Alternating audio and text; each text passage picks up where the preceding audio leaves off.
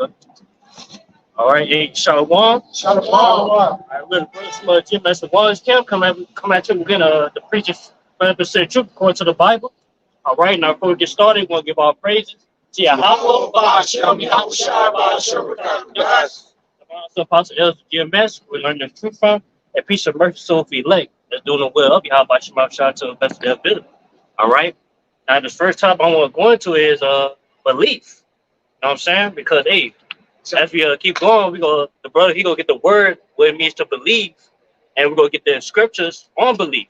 You know, and how important it is to have belief in something, man. What's the main thing we gotta believe in? The truth. You know, as we go into it. Go ahead, bro. God, this is the word believe on the etymology online. It says to have faith or confidence. Yeah, it said to have faith, to have confidence. You know what I'm saying? And matter of fact, which you always like to bring out, why? I believe, for therefore I spoke it. I got it. Yeah, you got it. Go ahead. Yeah, this 2 Corinthians 4:13. It says, we having the same spirit of faith, according as it is written, I believe and therefore have I spoken. We also believe and therefore speak. That's right. God, that's the spirit. Yeah. Like I say, yeah, like we come out here every weekend preaching, you know what I'm saying, the scriptures, because hey, we fully believe in it. We fully believe in the events that's gonna take place, you know, the evil events that's gonna lead up to the nuclear destruction, the destruction of America. We believe in all that. That's everything is according to the scripture. We believe in those things. That's why hey, we out here every day, like we think about these scriptures and we preaching about it. You know what I'm saying? Because what the brother is basically explaining, all right, from the abundance of the heart, the mouth speak. All right, and as we believe, belief dictates a man's actions. All right, because that same spirit that working in us, the spirit of faith, belief in our Lord, love, kindness, temperance, all those things work into the spirit of the men. That's as part of the elect, man. And the Lord give them that spirit to work the spirit in them to push forward his word. If the word of the Lord is in men who believe, the only thing they can teach is the truth, man. That's why the Lord is with the mouth of the prophets. But he's just not with their mouth. He is teaching their mouth. He's guiding their mouth. As he said with Moses, I will be with thy mouth, man. All right. So the thing that a man thinking in his heart, so is he. So as we think it, believe, we speak. All right. And we also carry it out in actions, man. You got it, brother. And not only that, we believe that the priest is true, but also hey, we believe so much that it keep us going as well. You know what I'm saying? Because hey, that's why we able to bear these sufferings that we got to go to. You know what I'm saying? Be in this low condition, deal with the wickedness of this world. Because hey, we fully believe that it's going to be over. You know, sooner or later. You know what I'm saying? Well, hey, we're going to be in our kingdom. That's about to come. That's about to be established. You know what I'm saying? Well, we ain't got to worry about suffering no more. We ain't got to worry about wickedness or none of that. You know, we fully believe in those things. That's what keep us going in the truth. Got to too. Go ahead, Ryan. Go ahead. Hey, and we can look at our forefathers in the past and what their beliefs got them. In Romans chapter 4, what does it talk about? Abraham's belief that he would have an heir and that the Most High made a covenant to him. And what happened? He had such faith in it that it took place. And we're here today, you know, under the covenant of Yahweh Bahashem Yahweh Shai, you know, being that chosen line. But this is Romans chapter 4. I'm going to read verse 3 and then jump down to 20. For what saith the scripture? Abraham believed the Most High, and it was counted unto him for righteousness. Oh, you got it. You got it. Go ahead. You got it. Yeah, like I say, that's how much Abraham believed. You know what I'm saying? That he was willing to give up his only begotten son, was Isaac. You know what I'm saying? He was able to kill if need be, because he fully believed in the Lord. You know what I'm saying? His ways. You know, so that's the same belief we've got, man. Hey, we forsake all what the world has to offer. You know what I'm saying? Hey, to obtain the kingdom to come. You know, that's how fully we got believing this thing. You know what I'm saying? I'm gonna jump down to verse 20 and listen to what it says about Abraham's belief and faith in Yahweh Bahashem Yahweh Shai. He staggered not at the promise of the Most High through unbelief, but was strong in faith, giving glory to the Most High, and being fully persuaded that what he had promised, he was also able to perform. He was fully persuaded of what he had promised to him. We had promised him to be the father of many nations. You know what I'm saying? The start of the lineage, man. You know, of the chosen nation, which is us. You know what I'm saying? He was fully persuaded in that. So that's, like I said again, that's how fully persuaded, fully believed that we got to have, as our forefathers. They say that in the book of Romans. What you saying? If Baba Bashar, one of y'all brothers could get Romans 14, but at 5, it would take. All right, because that's it. So, well, is it? Yeah. Oh, there's a kind of. This Romans 14 verse 5. One man esteemeth one day above another, another esteemeth every day alike. Let every man be fully persuaded in his own mind. Right. The way that we go about the Lord, all right, the Lord created the men of the Lord different, all right, but they're all in one mind, as it says in what? 1 Corinthians 1:10. We're still in one body and one mind. So let every man be fully persuaded. When you're fully persuaded, and nothing can basically get you off kilter with it, man. You're not gonna go off track. All right, because what you believe in, you got to be set in your belief. You got to be fully established, as it says in the book of Psalms 112, fixed and established in your heart, serving the Lord, man. All right, go ahead, brother. Just back you up. What's it say? A double-minded man is unstable in all his ways.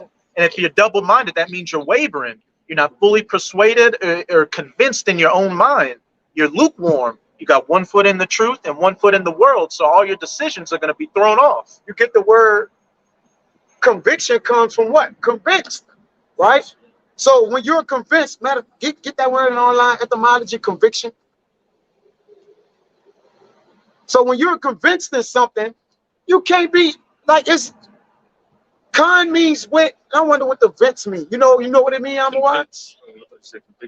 Either one. Both of them, they right, convinced. It's almost the same thing, man. They got similarities. Go ahead, brother. What's that word convince in the online etymology? It says to overcome decisively. Yeah. What? To overcome decisively. To overcome decisively. Some men are already with their faith. The Lord gave them an insurmountable measure of faith. All right, so they know the Lord they know the Lord exists.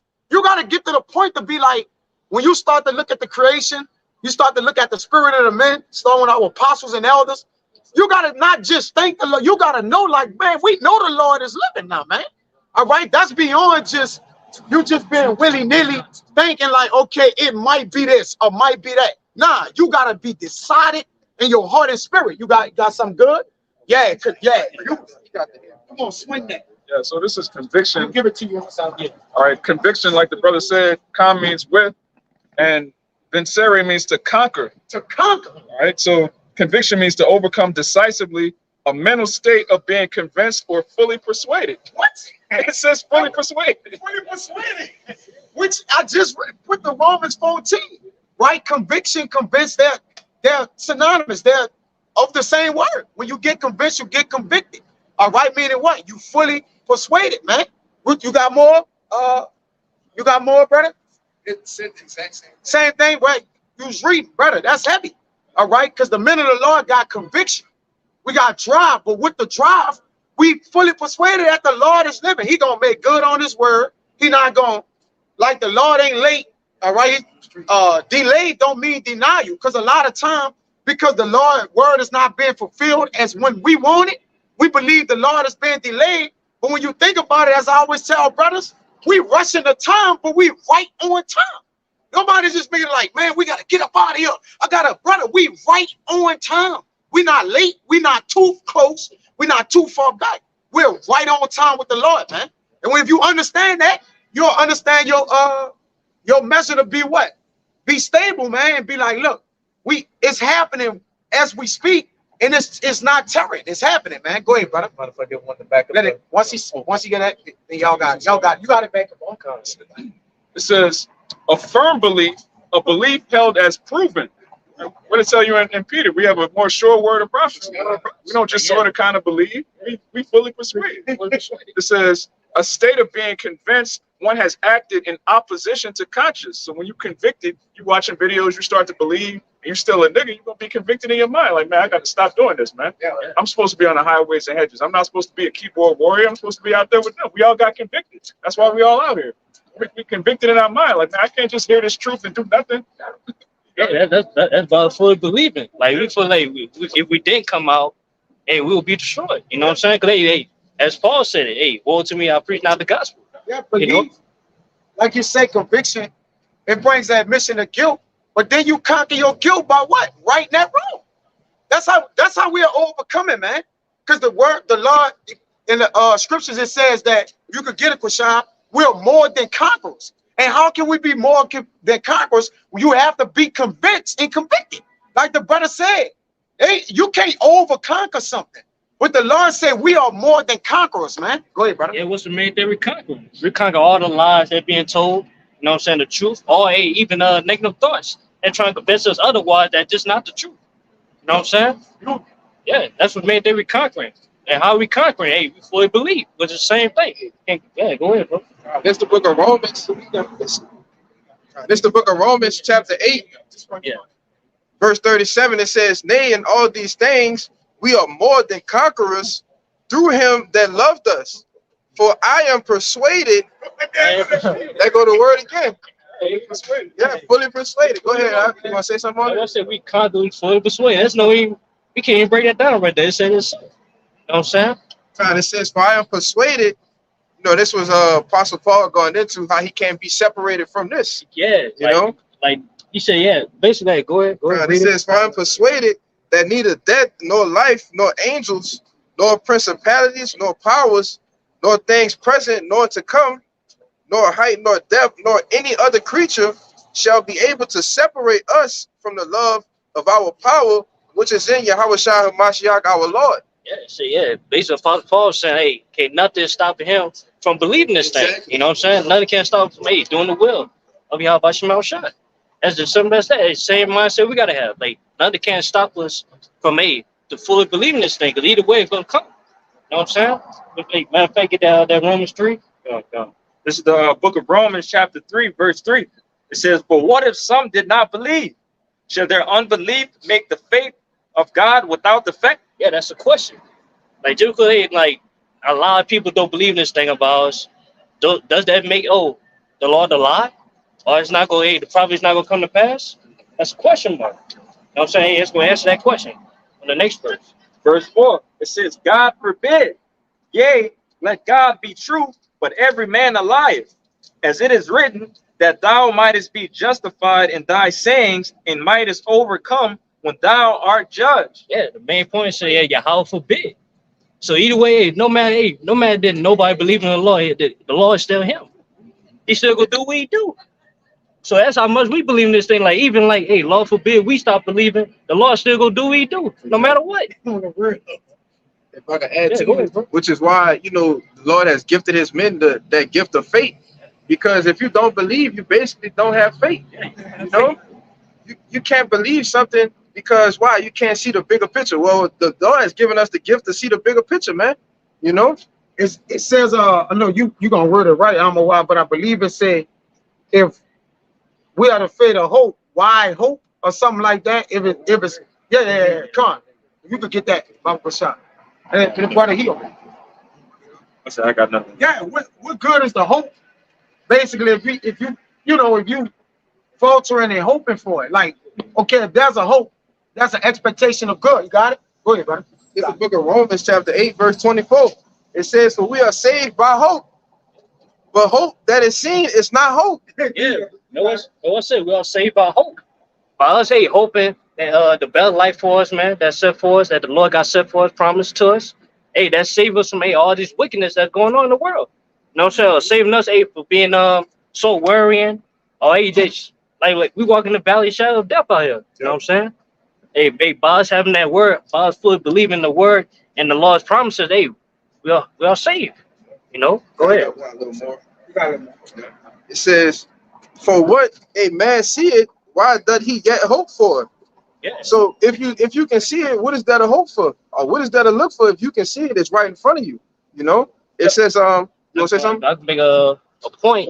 I make an example, like, not like back in the day, like we were celebrating that wicked holiday, Christmas. You know what I'm saying? Like we would look for presents, stuff like that. Like, but we see the presents, you know what I'm saying? Like it's a PS3 or PS5, something like that. You know what I'm saying?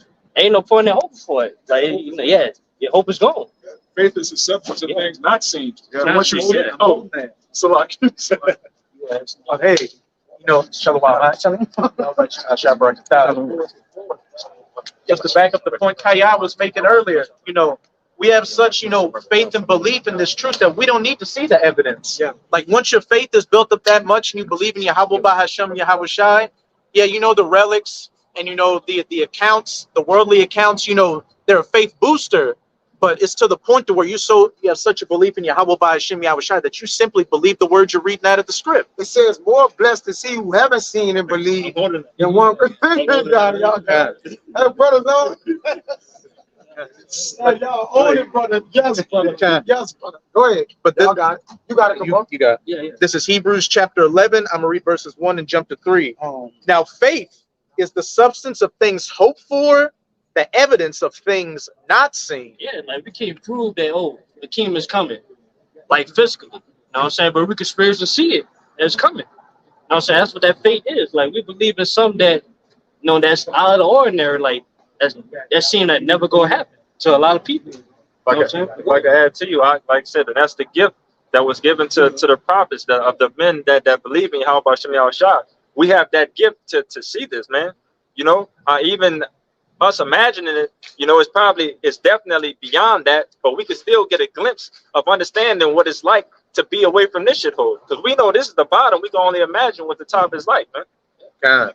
Verse 3. I just read verse 6 too. I'm going to jump. Yeah. Through faith, we understand that the worlds were framed by the word of the Most High, so that things which are seen were not made of things which do appear. Hey, we even have faith that the Lord framed the world by his word, which is Yahweh Shai. That's faith, because most people like God said it and it came to pass. We like, no, the Lord gave his word to his son, and with the help of the angels, they created the earth, right? So that we even have the faith that the word was framed through Yahweh Shai, man. All right, not what? The Lord. The Lord gave the word, and then what? It was made by who? Yahweh Shai and angels, man. That's faith. And also, that's belief.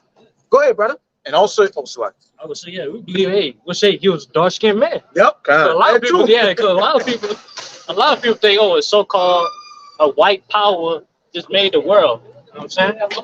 No, that's not the case. That's not the case, man. God. And that's, again, where it said, so that things which are seen were not made of things which do appear. We have faith to not believe in Esau's science. The earth wasn't millions of billions of years old. There was no big bang, or a meteor hit the earth and killed off all the dinosaurs. We know that, according to Yahweh Bahashem Yahweh Shai, that's not how things played out. But I'm going to jump to verse 6.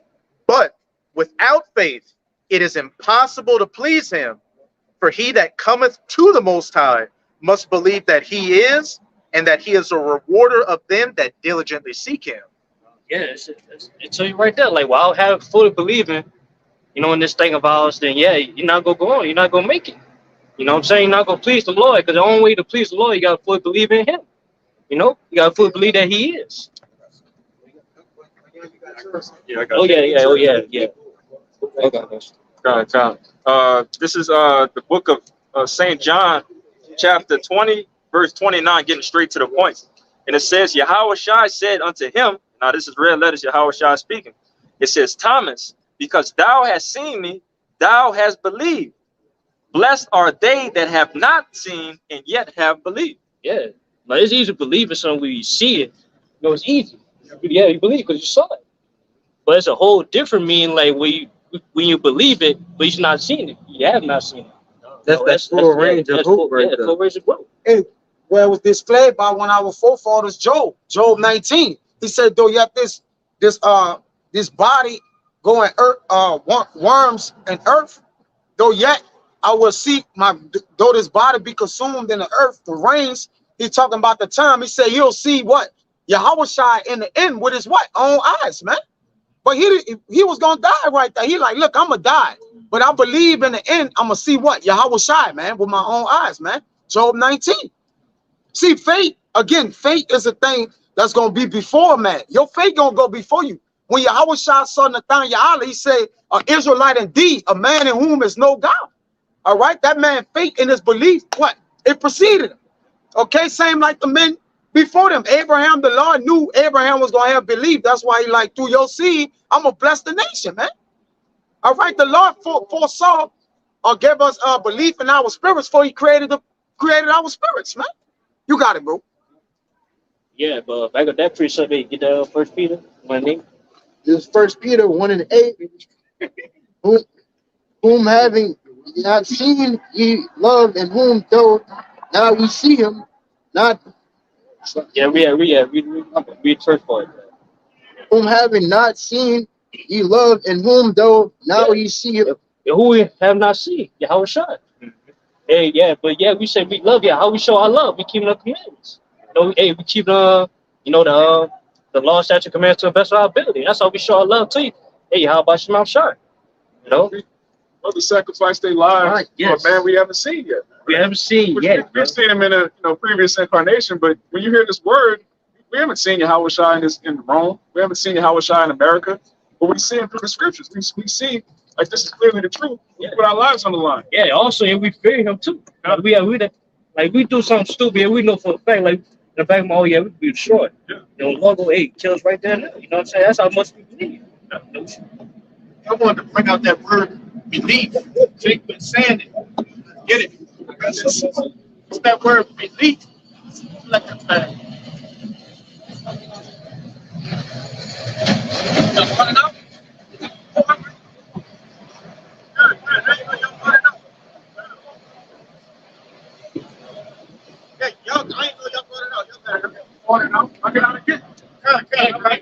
This belief in the online etymology, and it goes into confidence reposed in a person or thing.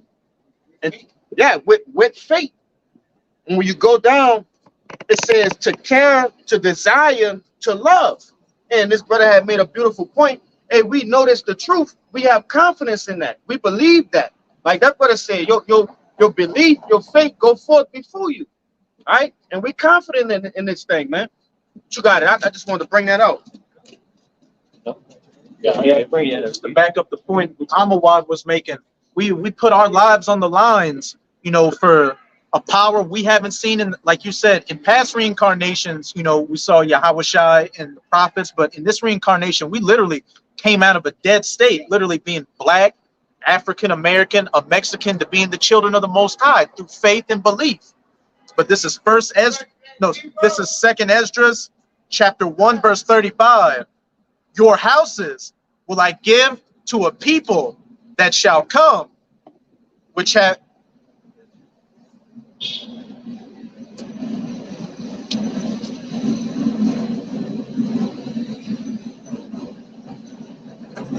I got it. Second Esdras 1:35.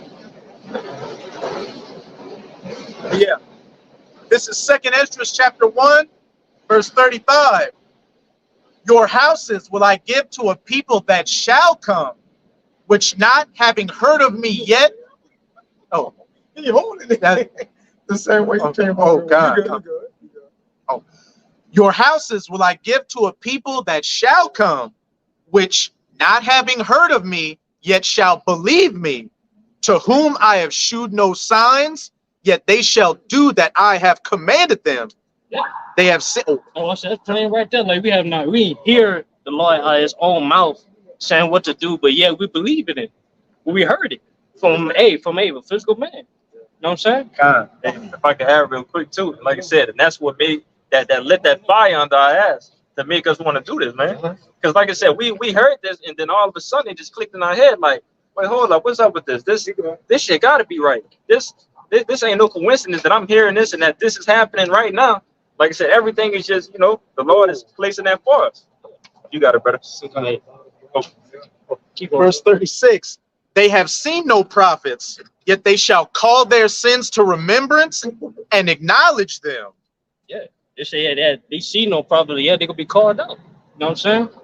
They'll be called out their wickedness. But yeah, everybody think like, oh, what he hears teaching, we're saying we condemn them for the sin wickedness they be doing. They don't believe that. They don't believe that, oh, this the actual Lord, speaking through those men. You know what I'm saying?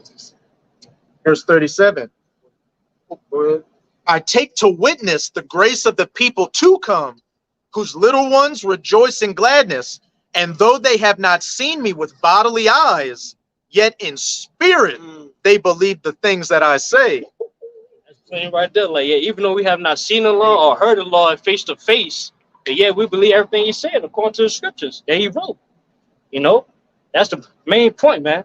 That we fully believe in this thing about us, man, and long way to the end. You know, That's not belief. What is? yeah. What is?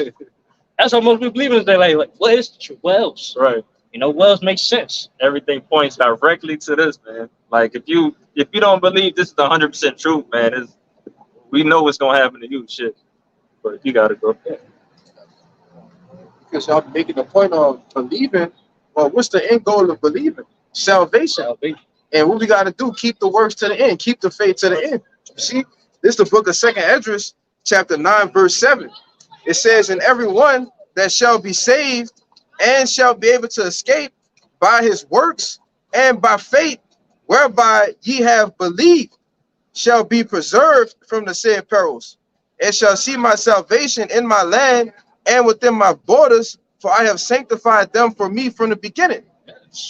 Well, see, by us having that full belief in the Lord, you know, His word, you know what I'm saying, His ways, and we will be saved. I mean, upcoming destruction that's about to come upon this place. You know what I'm saying? Because, hey, I believe gonna be tested, you know, in the times to come. You know, so that's why, hey, we got to build our belief up day by day. You know what I'm saying? That's a perfect point because it goes right into this Thessalonians.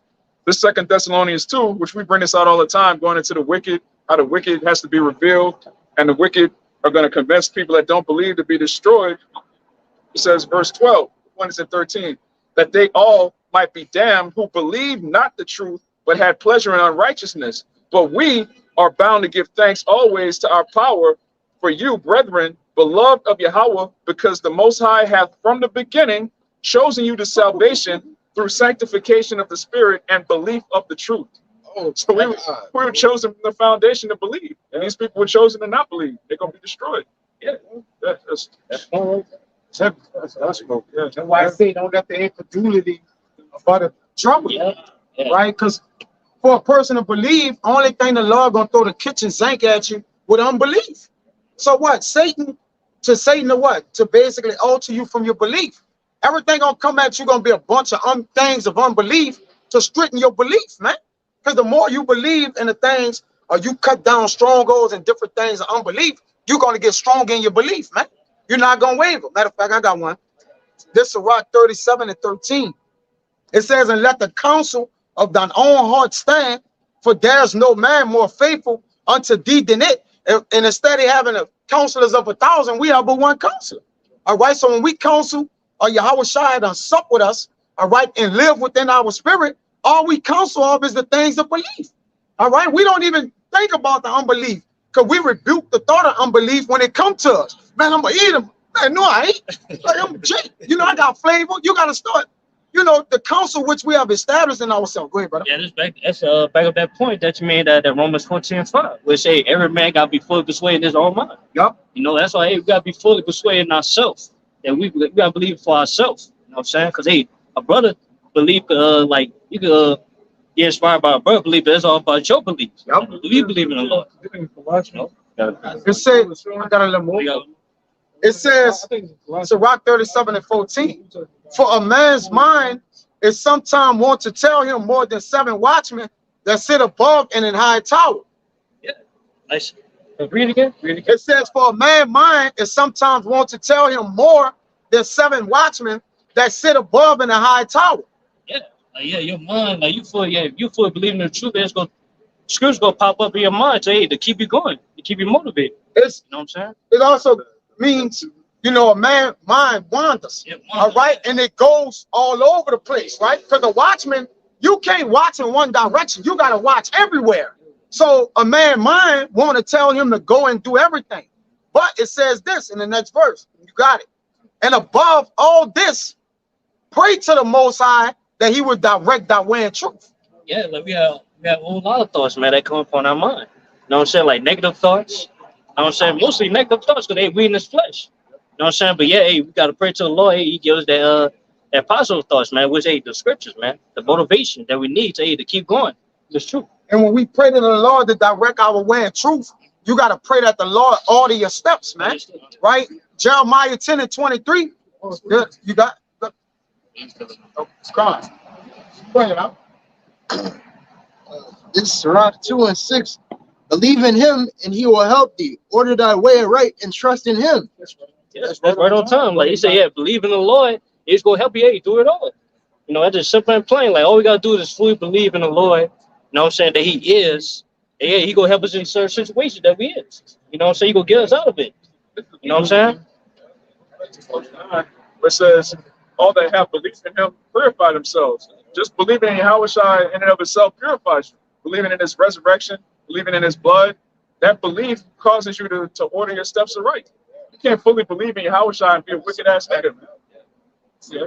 I got something to back that what that brother just said. It's the book of Hebrews, chapter 10 and verse 22. And it reads, it says, let us draw near with a true heart in full assurance of faith, having our hearts sprinkled. Hebrews 10 and 22. No, Hebrews 6. Oh, God. God. We talking about it, man. This is that's what y'all talking about? Yeah, we talking about that. God. Yeah, As a spirit. Read that again. It's Hebrews 10 and 22, and it reads, let us draw near with a true heart in full assurance of faith, having our hearts sprinkled from an evil conscience and our bodies washed with pure water. It says, let us hold fast the profession of our faith without wavering. You gotta, when you come into this truth, it's a difference from being on that side and crossing over. You on that side, we always go through the marriage process where we get to know you get to know us. You go through trial and error, you come out, because that's a part of doing the works too. Right? The Lord understands that you coming out as a man with the true intent in your heart to get on this side. The Lord knows what's going on. That's a part of the works too. Right? You get invited to classes and different things, you're building yourself up. But while you're on that side, you have to have full assurance in your heart. So first and foremost, know what it is to getting on this side. Understanding the camp, the order, having accountability, understanding that, you know, this is life and death too, man. Once you get over here, you public enemy number one to the society, man. This is life and death. You got to be a full assurance and knowing that, man. Can't be half-assed, and you can't be to the point where I don't know, maybe, but then when a pastor or some motivational speaker come by, he can actually grab you from this and back into the churches, all right, back into Islam, because I didn't seen it happen. That means you weren't fully rooted. And that's why a lot of times you tell brothers, man, this is not a race. You got to take your time, right? Because when you start off in a marathon or a triathlon, started off out the gate, you same boat. You just running your ass off. You forgot this thing is a 40-mile race, 144 miles, man. You on block one. You out the gate, you running. That shit don't last long, man. Pace yourself. What you see with those guys that running the 400, 800 meters, they always on the track sticking together in that pack. You see them? Sticking around that pack. What happens on that lap? We're in the last lap. Those guys who has endured, they start to break away from the other guys in the pack, right? But they're willing the storm of constantly going around. That's the same thing we on, man. We in a marathon. And this marathon has what? You know, in triathlon, so you gotta go swimming, you gotta jump your ass on a bike, gotta go uphill, hurdle, climb a wall, get the rope and shit. This is what the truth like. You're gonna be faced with obstacles and things coming your way. All right, things gonna happen to individuals in your family. Things gonna happen to you. Things gonna happen to your vehicles. Things gonna just happen to kids. But what are you gonna do when those things happen? Because the Lord might do something to rock your fate. I'm talking about straight up rock your fate. This, right now, the Lord was to hit your health. What you gonna do? You gonna stop? I didn't see a brother that was, well spoken of. Elder, his name was Priest Bun Lawyer. That man preached until his heart stopped, brother. You know. We just had another brother just pass away, a week or two ago. That brother preached to the end. But make sure you make sure this is for you, man. Make sure this truth is for you, wholeheartedly. I don't know. Maybe I want to go try my luck with the stock. I want to be the next Warren Buffett. You know, hey, if that's your thing, go do it. Don't sit over here and waste time. You wasting time, man. Cause we over here, I know what I want to do. I know what I want to do every Saturday. I know what I want to do week in and week out. All right, but go ahead. Yeah. Like in that Hebrews 10 and 23, it reads, "Let us hold fast the profession of our faith without wavering, for he is faithful that has promised." Yeah, I say, let us hold that belief. You gotta hold on to it. You gotta build it up. You know what I'm saying? Hey, we're gonna be tested like never before in times to come. You know, that's gonna test our belief, even more. Yeah. So I said, we hold fast to that which thou hast. What do we have? We have belief. Yeah, belief. Hold fast to your beliefs. That means hold on tight to it. This is 1 Corinthians chapter 15, verse 58. It says, "Therefore, my beloved brethren, be ye steadfast, unmovable, always abounding in the work of the Lord, for as much as ye know that your labor is not in vain of the Lord." Come on. Yeah, that's all. Hey, we fully believe that the work we putting in, according to righteousness, according to the scriptures, man. Hey, it's not going in vain. We'll give a reward. You know what I'm saying? That's what pushes us to come out here every weekend. And preach His word. Hey, we're gonna be rewarded. We're gonna get crowned. No salvation. And if I could back you up, like I said, one of the key words in this precept was being steadfast and unmovable, man. Okay? Nothing is supposed to be able to knock us off our path. Like the elder was just going into, yeah, the Lord might come down and smack you on top of your head with some shit, but at the end of the day, is you gonna fold? Is that gonna be the end of you? Or are you gonna be unmovable? Your woman, it's me on the word. It's me, the baby in the word. What you gonna do? I done seen it happen. Stand on it. Look, Tyrone, I'm tired. You're always gone every weekend. You don't ever have time for me. I got my bags packed. It's either me or the word. Shit, what? I'll help you put in the cup. That's in the cup. Yeah, I just want one Saturday. Yeah. We don't never fucking go nowhere. Want to go to the movies? What day you want to go to the movies? I want to move only on a Saturday though. Like, come on, man, we got Sunday. We can go anything. Monday. I gotta go right this time. It's Saturday. It's a demon though, man. No, and like I always say, you brothers out there, you can't bend, bro. You gotta stand on business. You gotta stand on the principles of this word, man. All right. Hey, look, that's not a good time for me, but you ain't gonna be on no gorilla shit. But hey, maybe we can try to pick a time on a Sunday. Well, no, that's not good. Well, hey, we just can't do nothing then. Right? You gotta stand on your word, because when you bend, you can never go back. Yeah, Once that woman see that I'm gonna see if this nigga really believe what he believe in, and you bend and you go to this, hey bro, I ain't feeling too good. You get a whole, Jake get in a whole act. Jake get put on that Lil Wayne voice, that froggy Lil Wayne voice. I ain't feeling too good today. Yeah, brother. Yeah. I'm gonna miss you today though. But Shalom, I'm gonna see you brothers next weekend. Yeah, you ready? You got the phone. You in the show. You in the show eating popcorn. But then you put the phone on. Y'all about smoke shot. We cussing the nigga out. You on the block. But she over there like, this nigga done. These are the benefits, like the brother saying, the belief. If a man believes so strong, it'll cause a man who don't believe to believe. Like his belief is so damn strong. Whatever it is he believing in, like I want some of that. It'll rub off. Like it'll start to become contagious. It'll be like, damn, gotta believe so hard. Like, man, what's your belief about? Yeah. Like, what's so strong there? Like the connection there for you to just be like going the way you go about it, man, and never wavering or bending. You got it. And then your woman get to the point. She believes. If she believe all your shit, like you ain't getting in the mood, man. I believe. Oh yeah, believe slavery. It's coming. I believe it. Yeah. You got to get ready for slavery. See, the only thing he believes right now is that Long Island tea that he drunk, man. Yeah. You know? And that dope. Yeah. And that perk. Yeah. And the dope. And that perk 30 he didn't took. Straight You know? But these devils, like I say, they in their kingdom, man. Look at them. They're not in trouble as other men. You know, they get to walk around with their beards, because they ain't hunching on the motherfucking thing that walking down the street with them. All right?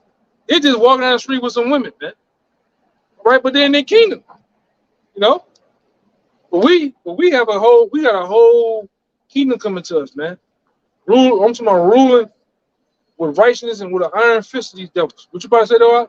I'm gonna say, hey, just backing up what the brother Kaya said, belief is a form of power that the Lord have given us, because the world is coming at you with all its of its beliefs, and it's really a battle of beliefs. You see, this is, you know, the scriptures are facts unto us. To other people, it's opinions.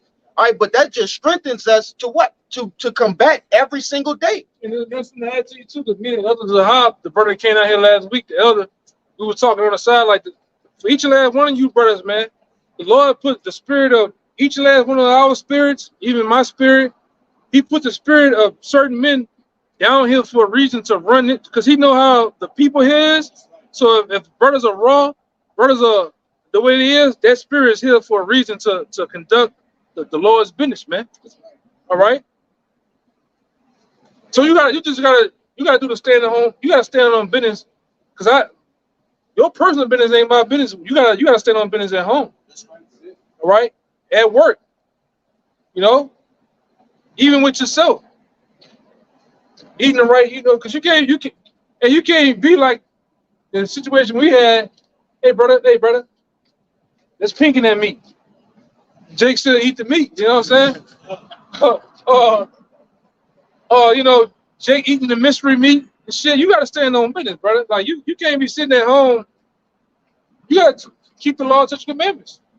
The dietary laws don't stop once that camera go off, man. Because the Lord is watching you. That's another thing Jake forget. Jake forget that the Lord is watching you through the angels, man. He see you up. He even know your thoughts, man.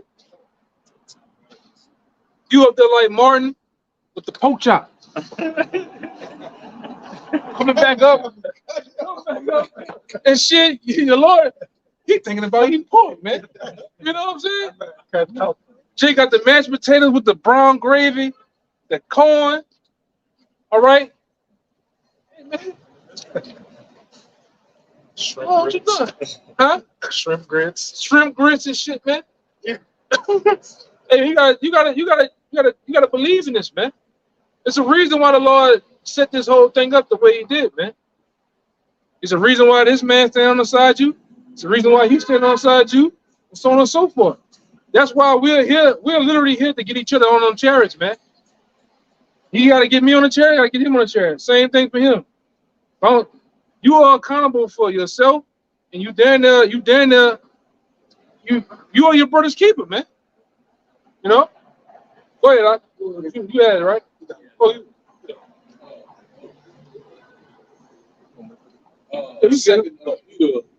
Oh, Chapter 1 and verse 10 said, wherefore the rather, brethren, give diligent to make your calling and election sure, for if ye do these things, ye shall never fail. So one thing about it is that, you trust and believe in the Lord. You got to worry about nothing. The Lord is already overcome. You shall overcome. All we got to do is constantly walk in the path of righteousness. Trust and lean on the Lord. Put your total trust in him. Get 1 Corinthians 10 and 13. You can put it back on. But that goes with what he's saying, man. It's already been worked out in the spirit. You just gotta go through the trial and the test and finishing it, man. Trust the process. Trust the process. That's why, like we always say, the reason why the lion is the lion, because the lion loves the process of going through with the hunt. Getting hungry, hiding in the bushes, finding a weakling, chasing them, grabbing them, Slapping them around. choking them out, and then you get the meat. He don't never want to get some shit that's already wounded, already dead. It's over with. But it's the process, man. You gotta go through the process, and the process for us is what? Catching hell, going through the the things in order to building yourself up and actually what they call it, used to make statues, how they chiseling yourself into a man of the Lord, man. With that steel. Right. But hold on, let that shit go by. She ain't gonna be able to hear.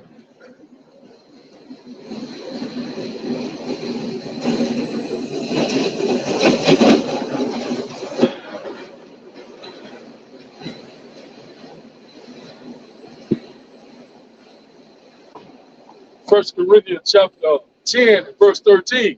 There has no temptation taken you but such as is common to man, but the Almighty is faithful, who will not suffer you to be tempted above that ye are able, but will with the temptation also make a way to escape, that ye may be able to bear it. So one thing about it is that, you know, even whatever the fiery trial that we're going through, the Lord is with us all the way to the finish line. You know, one thing about it, you know, you got to be tried as gold is tried in the fire. You know, so one thing about it, the Lord is constantly purging us. You know, He's constantly building us up. He's constantly, you know, that fine gold, constantly carving us out. You know what I'm saying? Through the men that we get ready to be. You know what I'm saying? Yasserah, the prince of the power. You know, hey, the Lord's getting ready, you know, do a mighty work. So all we got to do is trust the process, just like the elder said. You know what I'm saying? Trust and believe in Yahweh, you know, and one thing about it, that, you know what I'm saying? It's a routine thing. You know, we're just constantly doing, just like a job. Get up, constantly do the work, be repetition. Keep doing the work of the Lord, and the Lord's going to constantly give you that increase. You know, we constantly growing. Once the seed been planted, it's going to grow. You constantly manifest. You know, the Lord is going to make you who you are. You know, hey, go ahead, you got it. Yeah, That's a beautiful point, because the Lord, He's in a constant process of purging us. One of those things He's purging out of us is loving this world. So so-called hardships come on you, so-called so-called bad luck, which there's no such thing. But things happen. The Lord is taking you out of the world, man. Our people, you know, you find out you're Israelite, you're supposed to love the kingdom of heaven. You're supposed to want to see the end of this place. All right? You might have your car break down. You might have, you know, love the car too much. One of your children might pass. You might have loved your children too much. It's something you might have loved more than the Lord. So He took it from you. By us suffering make us believe in the word more. Because yeah, now we living through the word. You know what I'm saying? Yeah, because there's a difference when you read the precept, you act like you know it. But you live through it, there's a whole different meaning of it. You know what I'm saying? Because you could feel it. Yeah, You could feel it. yeah, go ahead. That's right. Paul say he's suffering bounds, but the word of the Lord is not bound. So even though it seems as if we're in afflictions, shackles, and the thing that kind of compresses us in, the word is still free. It's still going about, man. Because we're speaking the word, but yet we captives, we're slaves, man. So it's like we stuck, but the word of the Lord is free. Nothing can stop it, man. So like you say, just to know that word for it to go about, that makes us abound more and more. Just like the brother said, man. Tazadak. Like I think it's in Thessalonians 3. He said that the word of the Lord may have free course. Mm-hmm. Word of the Lord is free flowing. It has to have free course, man. You know, we must abound by it. You know, it don't bound by us. You know, but it is what it is. Like you go ahead. Yeah, like it's building us up slowly but surely. You know what I'm saying? And Hey. it's something to play. Like a one thing I tell these brothers down here: if you every 6 months on a video, all right, you need to be doing. That's what the scripture say. Examine thyself. You should be going back and doing an examination. You go back 6 months and watch one of these videos of you on the side or you find a video. You should see a different person every time. You should look there. You should even look different. All right, your vocabulary, the things that you utter, the way you think, the even down to the dinners and the lunches you eat should be different. Should be changing, man. You shouldn't be stagnant. You shouldn't be because you can't be stagnant in the truth. You gotta be growing somewhere, whether it's through the scriptures or just as a man in general, having more accountability. All right, more what it is, more accountability, more discipline, being more responsible, man. Being more really kind to your brother, because this truth ain't anything about being stingy either, man. Well, this brother constantly buying me meals. Fuck it, I'm gonna let him keep buying them. You playing the brother like a hey man, buy the brother a meal too. Hey brother, you need gas money? The brother riding with you. Hey, brother, you need gas money? Hey, brother, you hungry? You know, be thoughtful of a brother. This ain't the bowling alley or the barbershop, man. What these niggas go to. This is more. We think of each other, man. All right. Yeah, if I can add to you, that should be one of the most natural things to come by, man. Being brotherly. Yeah, man. Hey, we've been around some guys that just pure niggas, man. You know, I just seen Jake with a wide thing full of money. But we trying to get into a spot where, hey, brother, you put in 20, we're gonna all put 20 in just to get this boot and some food. I got $5. Yeah, make it, brother. You see the money. Hey, brother, see the money. I'd rather, if I had to do something with that money, I'd break that 20 for my brother. Fuck it, I'm gonna get it. I go ask one of these niggas in the world for 20. You know what I'm saying? But for the brotherhood, hey man, fuck, I'm gonna break it. But Jake not thoughtful of their brother, man. You gotta treat a brother as yourself, man. And you gotta really hold fast to treating every man like Yahweh Shai. Hey, this brother Yahweh Shai, I'm gonna watch how I talk to him. I'm gonna watch how I deal with him. I'm gonna deal with him upright. I ain't gonna tell you, hey brother, I'm gonna pick you up for 3 from work. Yeah, I'm about to pull up on you. But I'm on the other side of town though. I'm just telling you I'm gonna pull up on you. And I'm on the other side of town. You don't do no shit like that, man. You talking to the brothers crazy and shit. And then when the brothers pull you up about it, you mad. I want to put my resignation in and I want to transfer. What are you talking about, man? What you talking about, man? Yeah, laying hands. if you're a nigga in one camp, if you go to another camp, you're still gonna be a nigga, man. You ain't feeling. Yeah. You're just a nigga in a different place, but you still that nigga. Like you a nigga. And like I say, we done seen guys over and over. Yeah, every other city I go, you're a nigga. You know, you got a lot of niggas got nigga tendencies, man. Your whole thing is you dealing with a brother as if you about to stick him up, like it's a robbery. Or you dealing with niggas? You dealing with niggas on the street corner, man. We don't deal like that. You know? I'm gonna, like I said, by all means, hey brother, can you bring me up the street right here? No, I'm gonna bring you where you gotta go at to make sure you're safe. I'm gonna take into account. I'm gonna go all the way the whole mile, man. And if I got a problem with a brother, I'm gonna deal with him in the context of Matthew 18. The truth tell us how to deal when it comes to brothers, man. It's best to be straightforward. It's best to go through the straight way of being, because you got certain dudes, you know, I look at, in particular, the guy I work for, you know, he's not straightforward. Before he tell you something straightforward, he's gonna look around, but I don't know. But he's gonna get somebody else to do the dirty work. He's not a man. You gotta look at him. You gotta look at a man in his eyes, man, and say what it is, man. You know, you gotta ask the brother, really. You should be in the business of asking the brother. Hey, brother, what you meant by that? Hey, brother, what? Because maybe it wasn't like that. Maybe it came out the wrong way. Or you give the men an opportunity to explain itself. But men don't deal right, you know. But go ahead, huh? This Proverbs 18 and 24. A man that had friends must shew himself free. Read it again. Hey, go ahead. What's going on? Proverbs 18 and 24. A man that had friends must shew himself friendly. So yeah, like if you have a friend, you know, you gotta show yourself friendly. You gotta be friendly to that friend. You know what I'm saying? So hey, the same thing, like we come to say the brotherhood, hey, you gotta show yourself as a brother. You know? Yeah. But hey, brother, if you're a man in the Lord of 144,000 and you taking a seat at the table in the supper, and we're gonna eat the lamb and drink with the Lord, man, you got to be friendly. Ain't nobody at the table unfriendly. You see what happened to Judas Iscariot, man? You can't eat the lamb of the Lord unworthily, man. Ain't no man gonna be unworthy at that table at that crowning ceremony. He was worthy. So he was what? Found friendly. Hey, I wish I said I don't call you servants, but friends, man. If you're a friend of Yahweh, you automatically friendly, right? And I tell brothers all the time, it's priceless to be a brother. Like, it's easy, brother. It's easy. Like, if you gotta try hard to be a brother, not a brother. That's natural.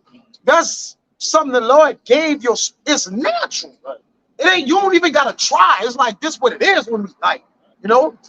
Yeah, cause like, see, like you trying to be a friend with a wicked ass nigga. Yeah, You gotta do something. you gotta do something with it. You gotta go. That's a good point, right? You gotta bend your integrity, your morality. With a brother, you just be, bro. I would tell people, be asking me like, man, what's going on with you? What's up with you? They're like, how you doing? I always tell them I'm regular. They like, man, regular? You ain't good? Like, you ain't extra? Like, brother, I'm just regular. They want me to be a whole bunch of something or a whole lot less. Like, nigga, you ain't wicked, you ain't fucking these bitches, all those shoot, nigga. Like, brother, I'm just regular. Jake asked me, what is regular? Brother, I'm just normal. Sit down. Say, bro, how you normal out here? Where all this shit going? Mindset, man. But even with a brother, it should just be a normal, natural thing, man. Right? Go ahead. If I could add to you, brother, like you said, a lot of things, it don't feel good sometimes. If I'm eating some food and I got a brother next to me that's not eating, I don't feel good. Do you want something to eat? It's like, natural. It's natural, bro. I don't like eating in front of another man that I say that I love, that Yeah. you my brother. How can you? Right? Certain ways will hinder you. It'll be like, if you're a nigga, you gonna know what you're doing down bad. You're gonna be like, nah, I'm gonna eat it. Hey, but I can have that. Not nobody can't eat it. like what? Like, brother, you wasn't even eating it. But that's neither here nor there. It says, and there's a friend that's sticking closer than a brother. Because you could, like you say, you could have an early brother that's just a nigga. He's just a vexation to your spirit, man. To your bones or a family member or whoever it is. Then you can have a friend of a man of the Lord that you never met all your life, and he treats you better than your family. No, your blood kin. And he real thing, he's solid because he feel the Lord, man. Because a man that feel the Lord, he must show himself freely. The Lord ain't say, oh, it's a possibility, maybe a little bit. Oh, well, just only when you're in the congregation of the brothers. Like, nah, you must show yourself freely. It's a commandment from the Lord. It's the second commandment. Jake be like, man, I could bring it out. I got all this wisdom. No, the second commandment is the what? Love thy brother with all thy heart. Love is the fulfilling of the law. Fulfill the law with your brother, and you will be a man of the Lord. That's law. All right, go ahead, brother. Go ahead, Kushad. I was holding that. I know you want want to say something. No, so yeah, but I want Bayan to bring this out. He wanted to make a point. Oh, with yeah. I had. Select. You know, like y'all brothers were saying, just to back y'all up, you know, me and multiple brothers have had this conversation on how if you need something, all right, and you call a brother and ask a brother, is all right, I got you, you know, such and such, let me handle this, you know, I got this, we're gonna get up around this time. Boom. You call a family member, a friend, somebody in the world, and multiple brothers can attest to this. Like, hey, look, I need you to help me do this, that, and the third. When the time comes down to you calling, phone ain't picking up, hit you back 2 days later, like, my bad, bro, I forgot. But versus when you being brotherly, when you are amongst men with the same agenda, the same mind, or one accord, and to treat each other as, you know, you would treat yourself, is what the brother was alluding to, which Yahushua said. You know, loving thy brother as you love thyself, man. You know, you're going to do everything that you need to do to make sure that the body is good, all right? To make sure that all the brothers are working fluently, all right? That we all may be, you know, on one accord still, you know? Got it, bro. Yeah. Constant. So like, this is Sirach chapter 6, verse 16. It says, a faithful friend is the medicine of life, and they that fear the Lord shall find him. Yeah, it said a faithful friend is like a medicine. It's like, hey, it keeps you in good health. You know what I'm saying? Hey, talk to a brother, you know, be around brother, hey, it's good health unto you, man. It's good for you. You know, that's why it's important, hey, to be around the brotherhood, you know, as much as you can. You know? It say, yeah, he that fear the Lord, he gonna find it. Like, you gonna find that friend that you need, that's righteous unto you. You know, if you fear the Lord. What? Verse 17 says, whoso feareth the Lord.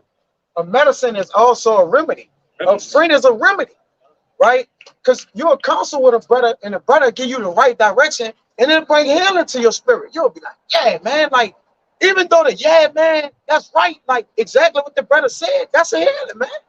Right? It ain't because what medicine do? It make you feel better than the current situation. You got to take medicine.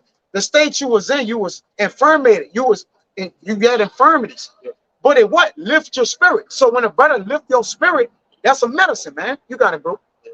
Yeah, 'cause I want to make a point too. Like the brother here about that on the 1 Corinthians 10:13. Like we all going through the same experience. Going through the same experience. You know what I'm saying? The same temptations. They tell you that in 1 Peter 5:9 that the same afflictions are accomplishing your brethren that are in the world, man. So, like you say, we're a remedy to each other, man. There's no way for us to be sick. And to be sick is to be without the knowledge, wisdom of the Lord. It ain't just a sick, Jake, like my arm hurting. It gets sicker than that. All right, you would be sick without having the word of the Lord. You are sick. You would do something freakish as hell on Bourbon Street, man, with no remorse.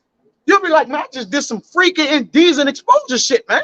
And then you'll just walk down the street and do it again. All right, because it's what? It's no fear. You're gonna add sin to sin. You got it, bro.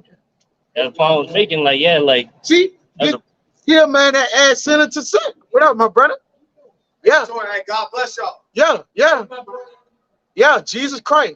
I'm praying for you, brother. All right. In the name of Jesus Christ, send it up. Send the prayers up. Yeah. Them bitches ain't gonna never get answered. Hey, and then he gonna do this when he finished. Yeah, go and let Jesus Christ catch that prayer, man.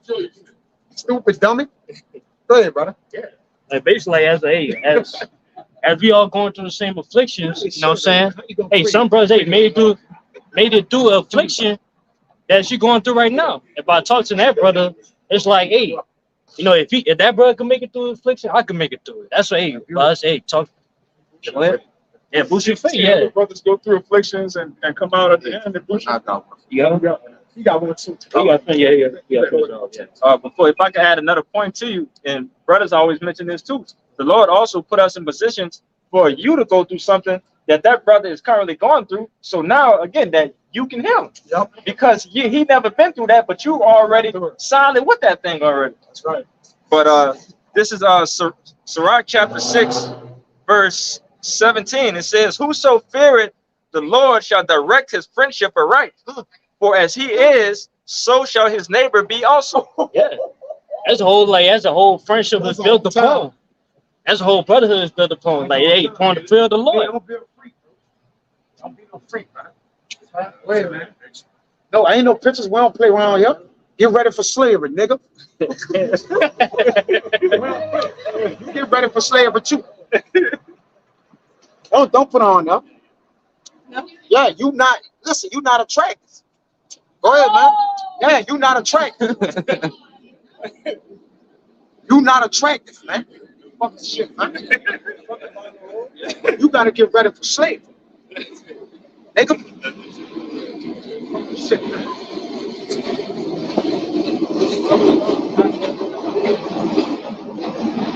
Fuck y'all looking at. Oh, man, we ain't no fucking zoo. Like, we really serving the Lord, and they got a Mardi Gras shirt on. Mardi Gras gone. Ain't no more Mardi Gras coming either. We believe that was the last one this year. Go ahead, brother. This is Sirach chapter 6 and 17 again. It says, "Whoso feareth the Lord shall direct his friendship aright. For as he is, so shall his neighbor be also." Yeah, as I was saying earlier, like that's the brotherhood is the foundation of it. It's the fear of the Lord. It's the will of the Lord. You know, that's we building on the Lord's the Father's business. That was all about. It ain't about nothing else. You know, about as long as we had that same mindset, we go direct our friendship right. Yep. No, hey, that's our friendship lasts. That's our brotherhood lasts. No, hey, we all stand on one accord according to the scriptures, man. According to the ways of the Lord. So, likely, this is going into building with the brotherhood and building a friendship, a bond between brothers, and this is something that you have to look out for if you're not adverse to adhere to. This is Sirach 20 and verse 1. It says, "There is a reproof that is not comely. Again, some man holdeth his tongue, and he is wise." And sometimes you talk to a brother and you wonder, you say, "Dang, man, like, what do you mean by what you say?" And you have to, take a step back and be like, he didn't beat you like that, or whatever the case may be, you know. And then it says, it is much better to reprove than to be angry secretly, and he that confesseth his fault shall be preserved from hurt. So yeah, you know, if you got something to say to your brother, get it off your chest, you know. And you know, we all men out here, you know what I'm saying? So that's all I'm saying. Kind of like, yeah, we're not supposed to come from the brotherhood, yeah, all gossiping. You know what I'm saying? Hey, if you got like something to say to a brother, or you're offended by something, hey, talk to that particular brother. Pulling You know? grudges and shit. But the point is, confessing your faults, man. You know, that has to be done. We ain't in the business of sweeping shit on the rug and everything all hunky dory and okay. Now it don't work like that, man. Okay? This Galatians 6, verse 1. Brethren, if a man be overtaken in a fault, and a lot of times we as brothers, we may be overtaken in our faults, man.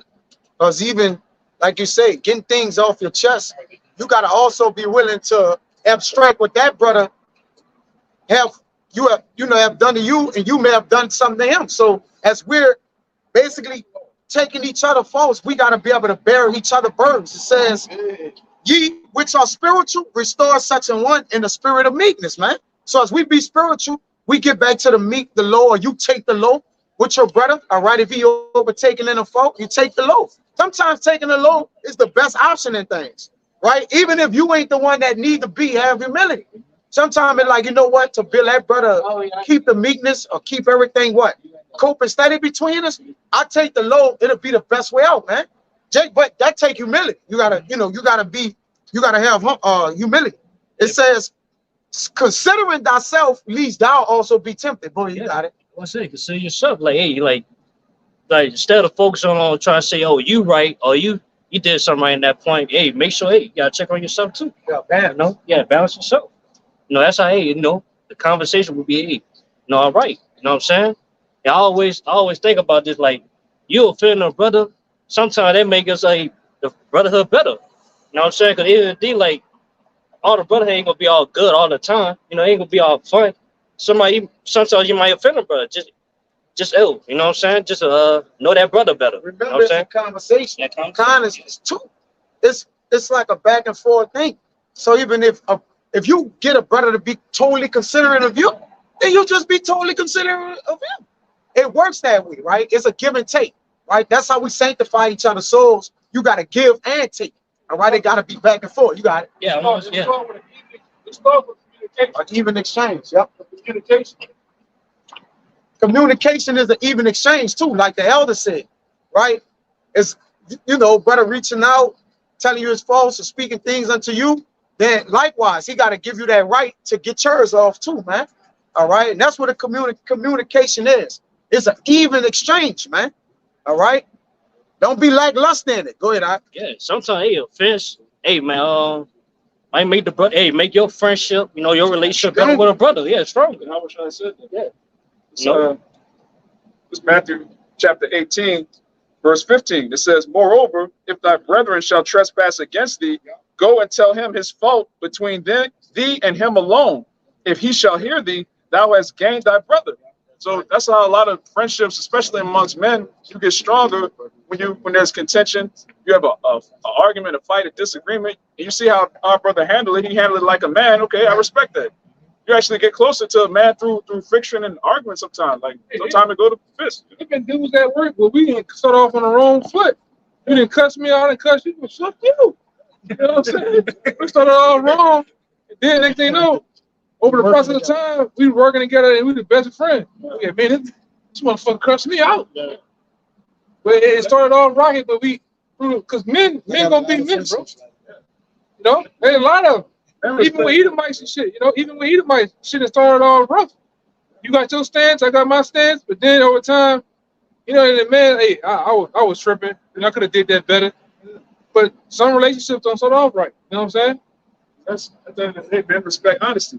Men respect a man that's gonna tell you what it is to your face over somebody that's gonna gossip, talk behind your back. Like that's unmanly. So sometimes two men they'll lock horns, but you have a mutual respect that way. That's not. Hey, wait. Hey, that's the order of relations, right? We're relating something to one another. Whether it's heavy burdens or brother ain't in the spirit right now, or whatever it may be. Like sometimes you'll just catch a brother when his spirit ain't right. It might not be directly towards you, but he may give you some aggressive energy, but it wasn't because of you. It could have been of some things happening at the house, his woman, or different things like that. And he may come off as if it's geared towards you, but it's not so. And that got to be regulated. You got to let you know. Yeah. What the fuck, bro? I'm knowing. It says, Galatians 6:2, bear ye one another's burdens, and so fulfill the law of the Mashiach Yahushua. Just like the brother said, when you go and telling me false alone, y'all bearing each other burdens, and that's how you fulfill the law. Fulfilling the law is loving your brother. What is the love of the brother? Doing what the Lord say do, according to the precepts. It's easy, brother. It's easy to be a brother. Like, it's easy, right?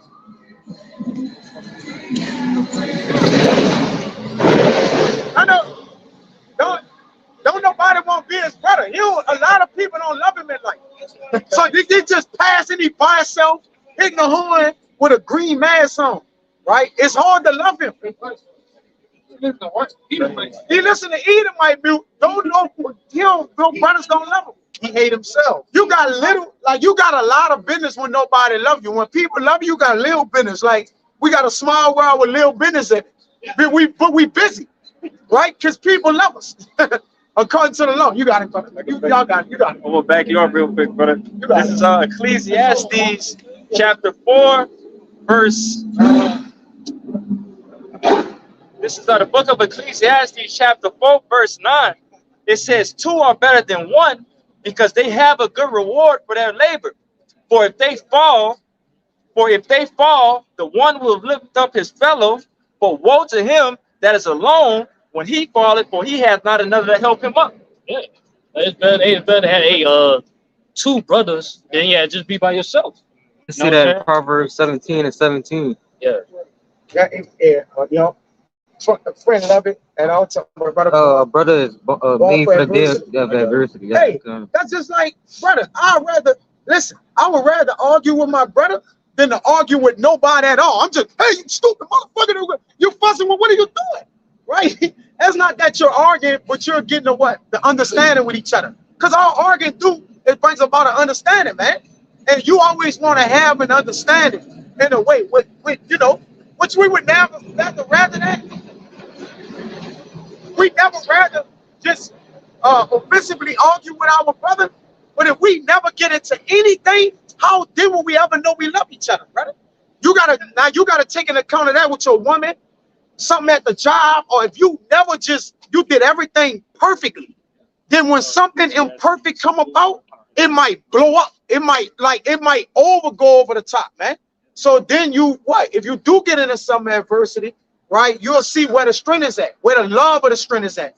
And between you and your brother, you got it. Brother, it's the same with the Lord, man, because we go through hard times and troubles that the Lord bestow upon us, and you be like, frustrated at the moment, but then you got to I got to, humble down and realize that the Lord is actually helping me by afflicting me. Don't frustrate the spirit. Yeah, That's the scripture. you got to check your yourself. spirit frustrate, man. Right? Because frustrating your brother's spirit gonna automatically have your spirit frustrated, because now he got to keep bringing you his faults. Now you got to listen to him. You got to respect him. You got to adhere to him. Then you got to give him back what he's asking of you, man. Right. Whether you like it or not, if he come to you with the law, you gotta bow down to it. You can't, no, brother, get the other brothers. He bringing the law to me, and I won't do it. What you talking about, man? You gotta do what the brother asking you to do, man. So when you ask of something of him, it'd be an even exchange. It's an equivalent. You got it, bro. You can't even know a person until you see him angry. Until you see him angry. It's all good when everything's running smoothly. All right, when you see somebody like angry and they still respectful towards you, it's like, okay, that's how they really feel. That's how you go. Yeah, even McMill, he said one time, if you're down bad, you really see who in your corner. You know what I'm saying? Sirach chapter 12, verse 8. A friend cannot be known in prosperity, and an enemy cannot be hidden in adversity. In the prosperity of a man, enemies will be grieved, but in his adversity, even a friend will depart. So a friend can't be known in prosperity, man. Everything's going good. Everybody show up, When things get bad, when you're down to your last $5, like, who's still around? Those are your actual friends. And you don't know who love you in a time of hate. Because see, hate coming. that time from the world of different people and a time of hate, that's when we're gonna find out who loves us according to the love of brothers. All of us, right? All of us fall under that ride. All right, there ain't no man over it. We all fall under that banner. In a time of hate, we're gonna find out who loves us. And Yahweh Shai gonna love us, man. Yahweh Shai and the men that love the appearance of him, right? And that's in the same spirit. You gotta do. Yeah. Now, I want to make a point too, like, cause we had friends of the world that day. All we did was just have fun. You know what I'm saying? We just you know what I'm saying, trying to get these chicks, parties and all that shit. But in the day, like as soon as like as you get older and shit like that, hey, this just start to mature. You know what I'm saying? And then like it start to dissolve, like it go away. You grow apart from family members and friends and shit like that, man. And it's true make it happen too. Girl, we around that nigga wear a dress on the corner. And preaching man, they talk shit, bro. I mean, but just in life sometimes you just grow apart. I had a so-called friend. I'm like, God damn, a nigga, you still acting like 2006 when we was in high school. You 30 something now, you still acting the same way. But the truth brings forth the acts for maturity too.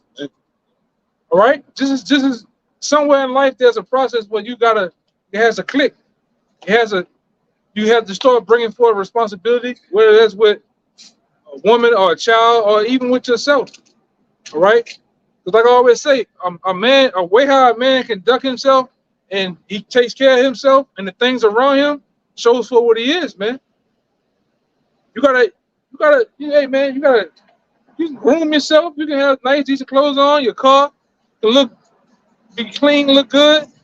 That shows how your mind is. But when you're around here looking like Blanca from Street Fighter, something wrong, man. Go ahead. This is Sirach chapter 19. I'm gonna start at 29. A man may be known by his look, and one that hath understanding by his countenance when thou meetest him. Yeah. Nice, presentable. You know what I'm saying? You look good, you smell good, you decent. Hey man, all those things come in account. But when you see a man, Jake don't even got pants or jeans for himself, man. Something wrong. Huh? With no pockets on him. And the Lord, with the point you're making, is a great point, analogy, and example of that. The men of the Lord even take care of their beasts, y'all can know. Yeah. And beasts are not men and people. Yeah, you shouldn't go. Brother shouldn't go by your house and your dog got a hat rack, man. You can hang a fitty cap on them back hind legs, but a butt at, man. Real show you just be the spinal cord, man. Hurt. You know. So I can hear eat. Nah, man, take care of your shit, bro. If you take care of beasts, how much more yourself as a man? Like men don't have dominion over the beasts. So what he's saying is a perfect example, man. Take care of everything, man. You take care of your shit, man. Your car is like back in the ancient time, you had a horse. That's your cherry. Your cherry, you gotta take care of that bitch, man. Until the missiles come, maybe, Or you were able and fortunate to, to dip and dab through cars, cool. But take care of the bitches though, bro. Yeah. You might need to get the fuck out of here for a hurricane, though. Anything, man. Hey, brother, I'm stuck in Delaware. I might need you to come get me. Oh, brother, my tire's low. Brother, put some man in the tire. Like, but you may be you might be the only guy that's able to do it, but you gotta have things right though. Yeah, you can't treat yourself like shit, but then you say, I just treat the Lord like everything, man. But you don't have care of yourself. Even the Lord say, take care of yourself, man. You're his temple. You're his temple. You just, I'm gonna just defile myself, but I'm gonna make sure the Lord is just never polluted. Ain't what are you talking about, man? Right? Come on, bro. The kingdom of heaven is within you. Start acting like it, man. You're the bride of your house. You're the bride. If you see woman, and they haggard and they messed up, their hair is unkempt, they bust down, what that say about the man? He bugged out. It says adorn yourself for the marriage. Like, get ready to the marriage. And what a woman do? She spend the whole time away looking as beautiful as she could possibly look for the man for 2 minutes. You only walk down the aisle 2 minutes, then you say, I'm doing this good. That's bullshit. But I'm just generally, she spent the whole month or however long it took on what? Just beauty, just adorning herself. So if we the wife for Yahweh Shai or the groom, then we should be adorning ourselves, cleaning our temple up, all right, unpolluting ourselves, right, making ourselves pure and cleansing ourselves with the word, man, right, with the word, cleansing out, working on ourselves, man.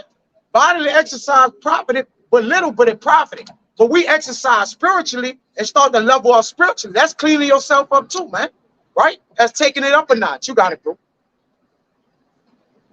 Y'all got it. This Proverbs 31, which goes into being a virtuous woman. All right, we're supposed to be the bride of Yahushua. It says, Proverbs 31 and 23, her husband is known in the gates when he sitteth among the elders of the land. So you make your husband look good by looking good, man. All right, we're supposed to make Yahweh Bashem Yahushua look good by the way we conduct ourselves, the way we carry ourselves. We're Zion, man. We're the monument of Yahweh Bashem Yahushua. People, the heathen, the 2/3, they look at us and they see the Lord. So if you call yourself a servant of Yahweh Bashem Yahushua, you just bugged out. You never take care of yourself. You don't comb your beard. You nasty. You just weird. Like it's like what is this Hebrew Israelite thing? What is that about? You're looking crazy, man.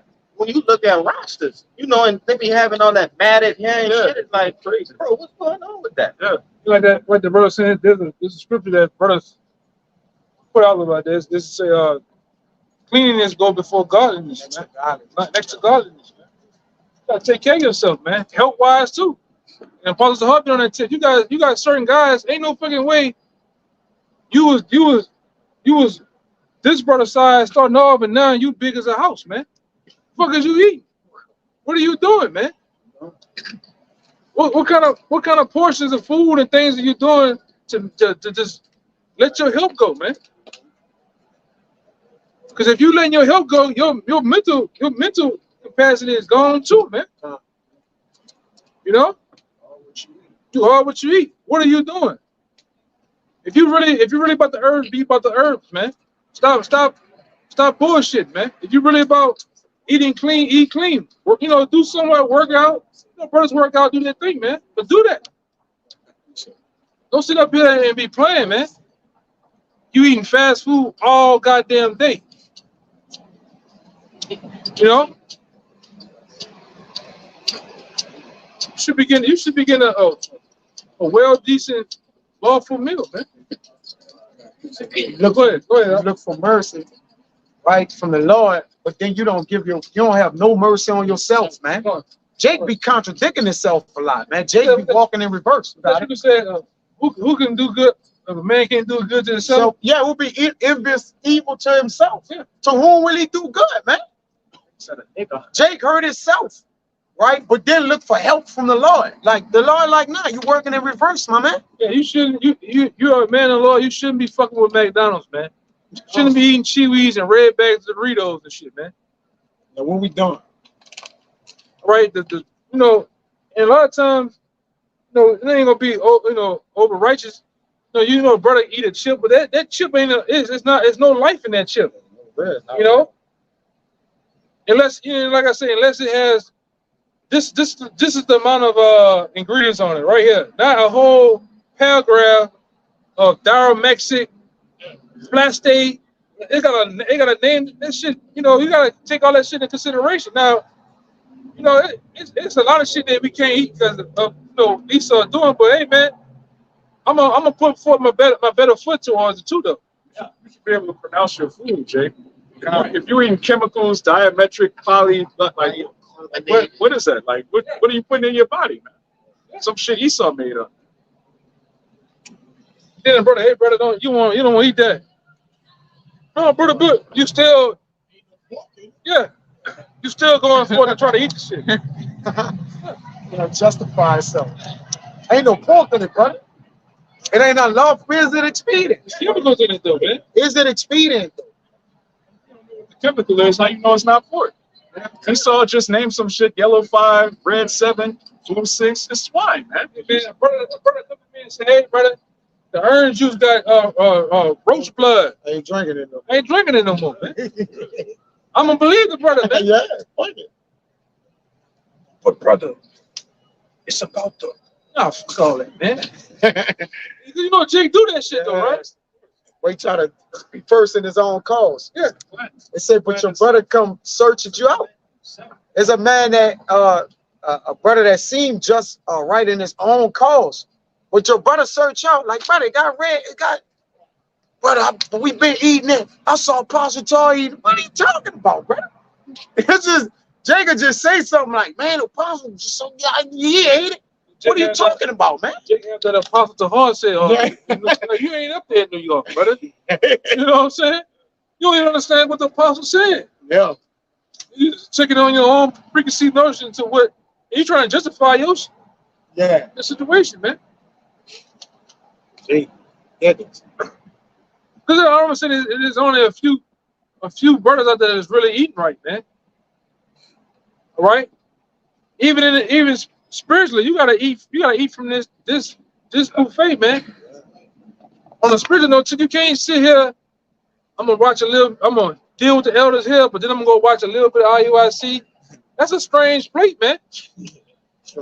That's strange food, man. I'm gonna watch Sakari. That's definitely some strange shit over there, man.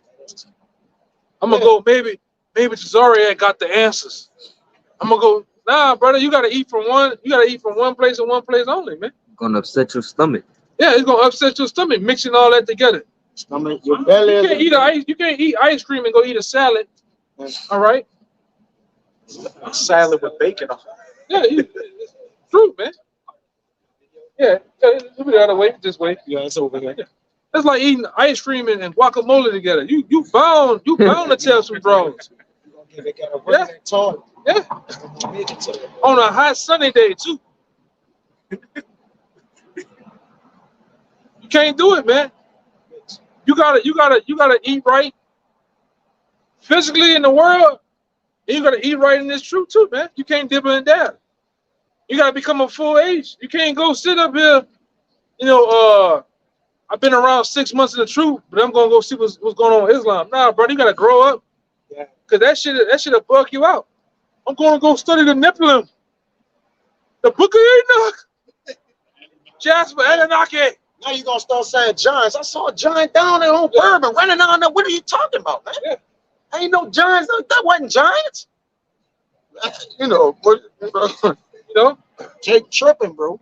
You gotta become a full age. It's a time and place to where you start dipping and dabbing at, but you gotta get rooted in the truth first, man. Deeply rooted. Because when you deal with some plants, you just do this. You just brush up against it. You knock the whole root, the stem, and everything out of it, man. Because it's freshly put in the ground. But what happens when those roots take place? Some of them roots run deep. They run wide, man. You gotta get rooted. Going back to the original lesson of being assured in the truth, understanding what you're into, man. But some dudes don't even understand that. They still battling with the white man. The white man is not, Yahweh Shah is not a white man.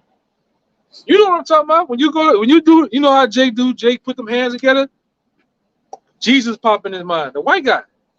You gotta erase that out your mind. You gotta look at him and I know for sure that the Most High is a dark skinned man. Yahweh Shah is a dark skinned man. What you got? It's like, yeah, when you try something new, you gotta keep on eating that same thing until you get used to the taste of it. Yeah. You know what I'm saying? Get used to your stomach. To where like now that's all you taste. You know what I'm saying? So it's the same thing with the word. Like you gotta get used to having to understand the word to where like, hey, even though you do like dipping down to other books, the word come to you first to come to you. It's like lifting weights. When you first start off lifting weights, it's hard to get into it because you got that what going against you? The resistance.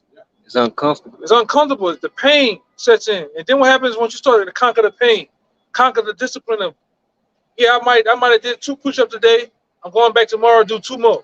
And tomorrow I'm gonna do the next day I'm gonna do 3. After a while, all that shit, it's a second nature to you. The resistance ain't so much resistance no more. Now I went from 135 pounds to 225. 225, and I'm going up. That's how this word is, man. Coming out of the world, it's hard. It's hard giving up them Saturdays, man.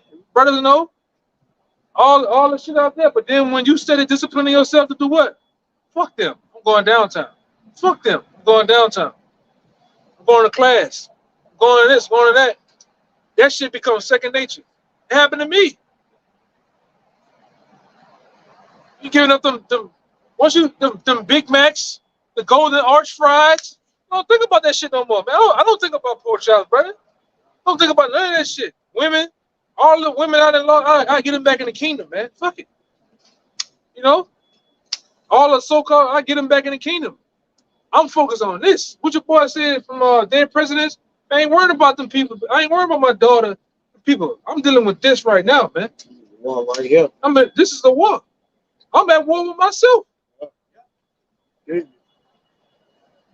Get those urges and, hey man, we men. We men, man. Jake, hey man, even man, JB want to slay that ice cream, man. Fuck, I ain't lying. Jake be want to swing that thing.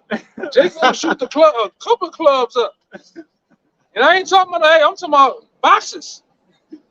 All right, but you gotta control yourself with that. You know, it's a time and place for that, man. But you gotta it's the discipline. No, but go ahead. Got something.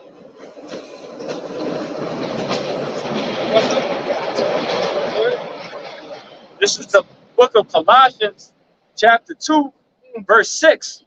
It says, as ye have therefore received Hamashiach Yahushua the Lord. So, Holding it down. go ahead. That's good, the spirit, brother. That's crazy. This is the book of Colossians, chapter 2, verse 6. As ye have therefore received Hamashiach Yahushua the Lord, so walk ye in him, rooted and built up in him, established in the faith. Rooted in him. To be rooted, get the word rooted. Just see what rooted say, man. You gotta be rooted. Just like any one of these trees that we see. In order for that tree to grow, it has to first root take a root to what? Fertile ground. The foundation of the first foundation of the plant is the what? The ground, the soil that it is in, man. Then it starts to do what? Take a root, and it gets bigger and bigger and bigger, man. All right. That brother experienced the process a lot of rooting it, digging up and putting on seed. Like that, so that brother know the rigorous work it take. But this what must happen so it can be established. The establishment of something is a process. It don't just pop up and pop out. Sometimes you gotta pluck up way more than what you'll have to do to actually putting it in. You'll do crucial work to just put it in, right? And then covering it up and let it grow up, man. You got it, bro. Yeah, like today, I was with the owner's son. He said, man, I want to go see how this particular tree I put in how it look. He said, damn, it's big. He said that thing was like this big when he put it in 3 years ago. Now it's big as that goddamn pole, man. Yeah. It's almost tall as that pole. It was planted right. Yeah, planted right. Yeah, But that, and you gotta look at you gotta look at yourself as a tree, as a plant. How you started off, you gotta be able to be constantly growing, man. Constantly getting bigger and bigger and bigger. Right? Go ahead. What that word rooted say? I'm gonna get to read it again. I'm gonna get back. That is the word rooted in that Colossians the brother's reading, and it's G4492 rezo, and it reads, it's the outline of biblical usage: to cause to strike root, to strengthen with roots, to render firm, to fix, to establish. It says cause a person or thing to be thoroughly grounded. What say the strong? Ain't gonna definition. Strong's Or the definition. lexicon. It just says to root. The Strong's definition. I'm about to look in the lexicon. That's the anchor. It's in Yahushua. It's the anchor to our soul, man. We was actually started rooted or planted by Yahushua. What Paul said, Apollo's watering and Paul planted, but Yahweh, he gave the increase. He like in the midnight to plants. Yeah, by the rivers of water. Well, I got the You got the spirit going, guys. yes. It's the book of Psalms, chapter 1. Start at the top. It says, blessed is the man that walketh not in the counsel of the ungodly, hanging around niggas, being around people that are still in the world, nor standeth in the way of sinners, nor sitteth in the seat of the scornful. which that's these other camps, they're scorners, man. They hate the apostles, they hate the true breakdown of the scriptures. You're sitting with wicked men, you're watching this person, you're getting defiled. It says, but his delight is in the law of Yahweh, and in his law doth he meditate day and night, right? Meditating on the precepts, studying. It says, this is the point right here, verse 3, and he shall be like a tree planted by the rivers of water that bringeth forth his fruit in his season. So when you keep the commandments, when you constantly around godly men, and you stay away from niggas, it's like you're a tree being planted by rivers of living water, man. Yahweh Shai. And that's the best way to grow. Yeah, that's why, like certain trials we might go to where we have to apply the scriptures. Yeah, if it should be in us, they're playing in us now. You know what I'm saying? So they will be able to grow. You know? In Ezekiel 31, they use that metaphor about him being like Lebanon or the tree, or Adam was in 31. Ezekiel, about him being a tree that shrouds, he was over all the trees, man. And we planted in him, so we gonna be over all the trees, which are the other nations, but we still speaking about the sprouting and the growing of us as a nation, a small nation. Remember, we walked out of Egypt, what, 70 souls, right? Look at the nation of Israel now. Into Egypt, my bad. 70 souls we left out, numbered up. You got it. Sometimes you as that tree, you gotta give yourself a land sabbath your damn self. You ain't cutting yourself off from the world and giving yourself a chance to grow, man. That's happening. Because what happens with the land sabbath? You leave the land alone. Yeah. Letting whatever take course, man. Same thing with you being that plant. You gotta leave the world alone.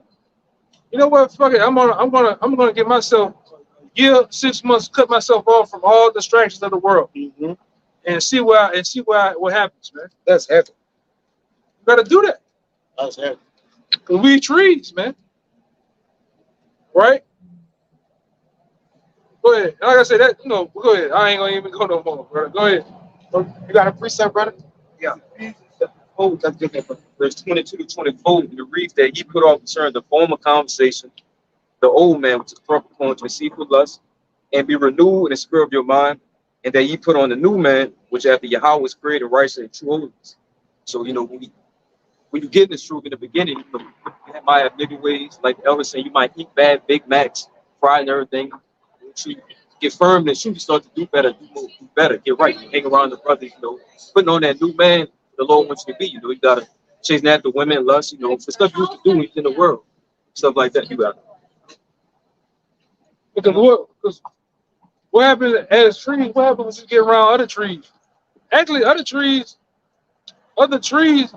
give shade to help other ones grow, man. Right? That particular shade helps other ones grow bigger, stronger. All right, we are that actual fertilizer. All right, for each other, man. Can trees agitate each other? Yes. Like, yeah. Oh, con. I just wanted to make sure. Other trees that are diseased can give the next tree to them a disease. Con. You know? Right, man. I kind of thought that. I just want to make sure. So that goes into you as that tree, you gotta watch how you grow too. Because if you start to grow bad, you can damage other trees or other brothers around you, man. Watching what you do, watch what you say. The tree's got life in it. Yeah. So it's moving. Yeah, so there's a level of energy or negativity could be given unto you. Or like the brother said, it can agitate you or get you to what? Do something that's off. It's like the trees in the garden, man. What it did, it got the righteous man of Eve, all right, that serpent subtlety did that unto Eve, which brought the evilness into Adam, man. So those trees caused one other tree to go off, man. We them same servants in that vineyard working that garden. Yep, we was in it. You gotta watch how you do that. We actually working that vineyard, man. Yep. So you gotta give a damn about everything around you. The vineyard, you gotta watch. What happens in the vineyard? You got other type of insects come in. You got other type of what you pull up. Those things you pull up. Weeds. Yeah, weeds. That's a lot. Yeah, weeds. All those things, man. Yep. Weeds would be like the sickness. Sit down. Yeah. Gotta break that fallow ground up. That's why you see when the oxen is breaking the cloud of the ground up, he he's separating things too also, man. He's separating vines and different things so it could be a fertile ground, man. So where it gotta blossom. Man, this brother deal with this shit. We didn't deal with certain trees that got so many. I'm talking about vines so strong it's choking out the other plants and trees. You could then swing from them bitches like Tarzan. That shit Tarzan ain't been swinging from. But it chokes out other plants, man, to where it killing off shit. You know, you gotta watch, but you as the brothers in the camp, you gotta watch for shit like that. You gotta watch for things other. We didn't have some characters come out here, bro. We didn't have some characters come out. Like the brother said, you meet some of the most beautiful brothers in the truth. You meet some of the most. Really, you gotta look at them. They're the top grimiest guys in the world, man. To be a nigga in the world, you the top. You the top of the top, just like us. Whatever we was doing in the world, we was the top of that, and the Lord took us out of the world to bring us in here to be the top Israelites, man. All right?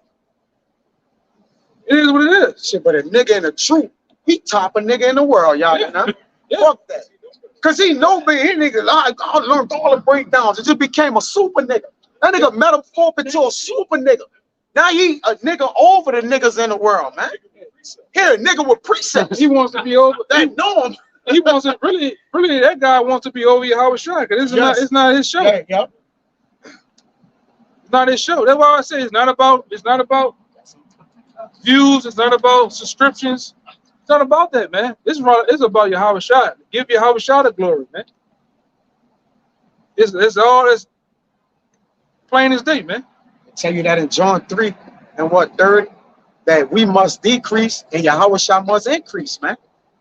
So if we planning this and the Lord is supping with us, man, we by default increase Yahweh Shai, because what? We coming with what? Paul said, be ye followers of me, as I'm a follower of Yahweh Shai. So as we decreasing, right, or losing over here, we're gaining and winning the Lord, right? So it go hand in hand, man. Yahweh Shai got to increase and we must decrease. John 3. You got it, bro. Y'all got it. Go ahead. Back up all the points y'all just made. This is John chapter 15. I'm going to start at 1. This is Yahweh Shai speaking. I am the true vine, and my Father is the husbandman. Come on. Every branch in me, hey, Yahweh by Hashem Yahweh Shai is doing us a favor. We're well. Every branch in me that beareth not fruit, he taketh away. And every branch that beareth fruit, he purgeth it, that it may bring forth more fruit. Now ye are clean through the word which I have spoken unto you. Abide in me, and I in you, as the branch cannot bear fruit of itself, except it abideth in the vine. No more can ye, except ye abide in me. Yeah, basically, Yahweh Shai is that planner, man.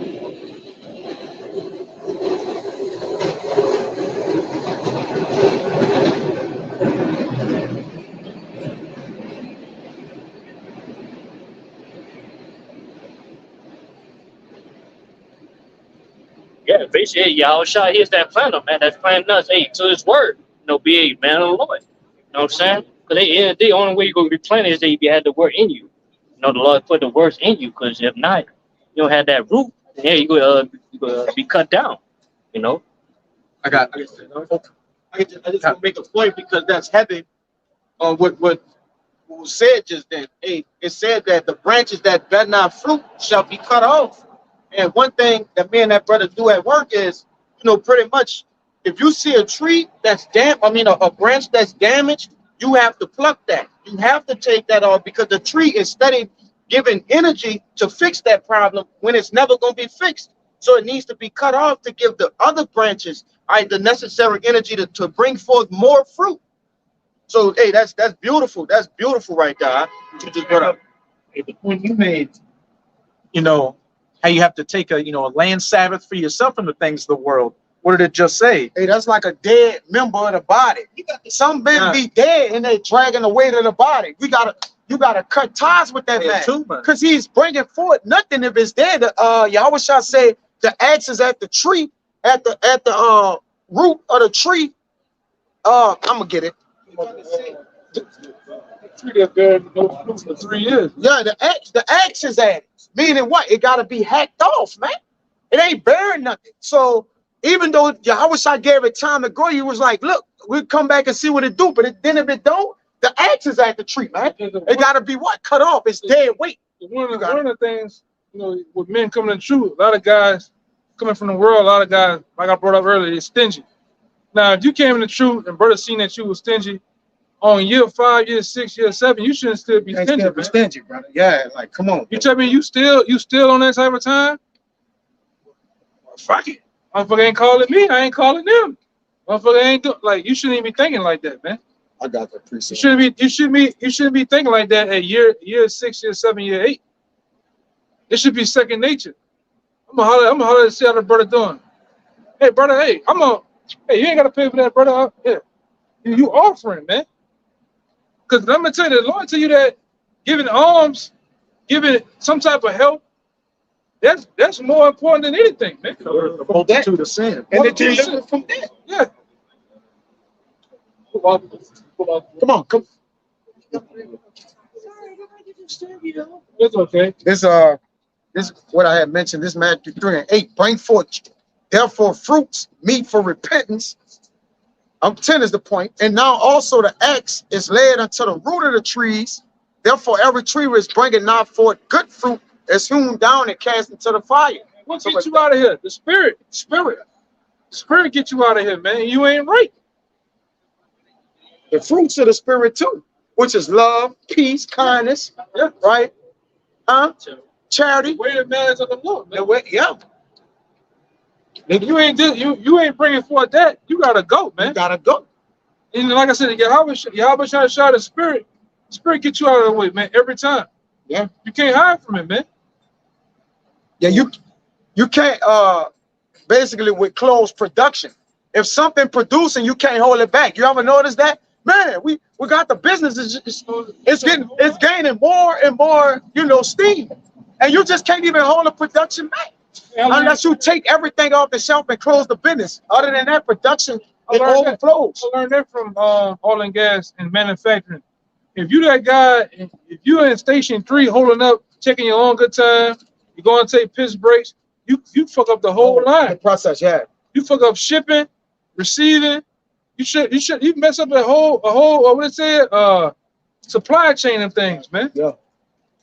And it happens the same way.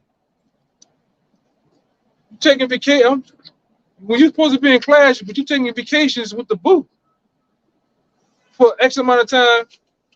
But then when it come down to year 6, year 7, when you're supposed to be on a level to teach other men, but you ain't got it though, man. Hey man, something wrong. Something wrong, man. You gotta get to the point where you're growing, man. This is a growth process where you're never stagnant. Water, the truth is compared to water. Water is always flowing, man. Even though on top it looks calm, underneath it's doing what? It's moving. It's moving. Yeah. It's never current.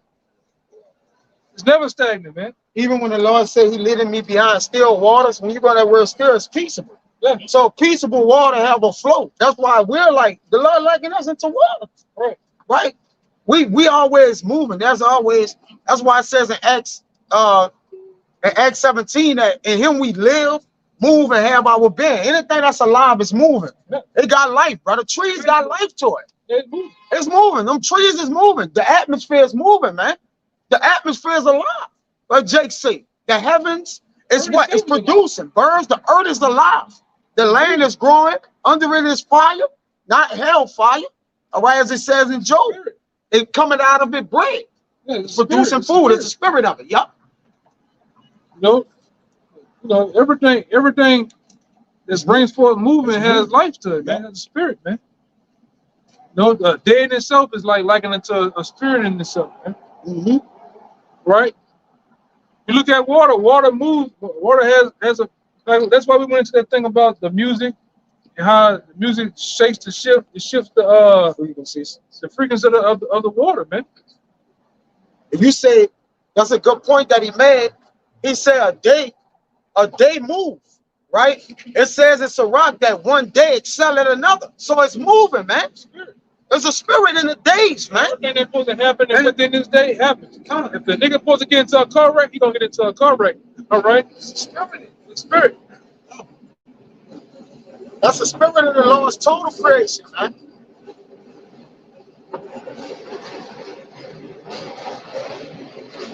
Everything happens in due time. Like we went into bad time. If it's on February, what it is, March the 2nd, 2024, if you supposed to come into the truth today, you're gonna come into the truth, man. And so how the Lord liking it, man. And you're gonna move and elevate and develop. You're gonna move, man.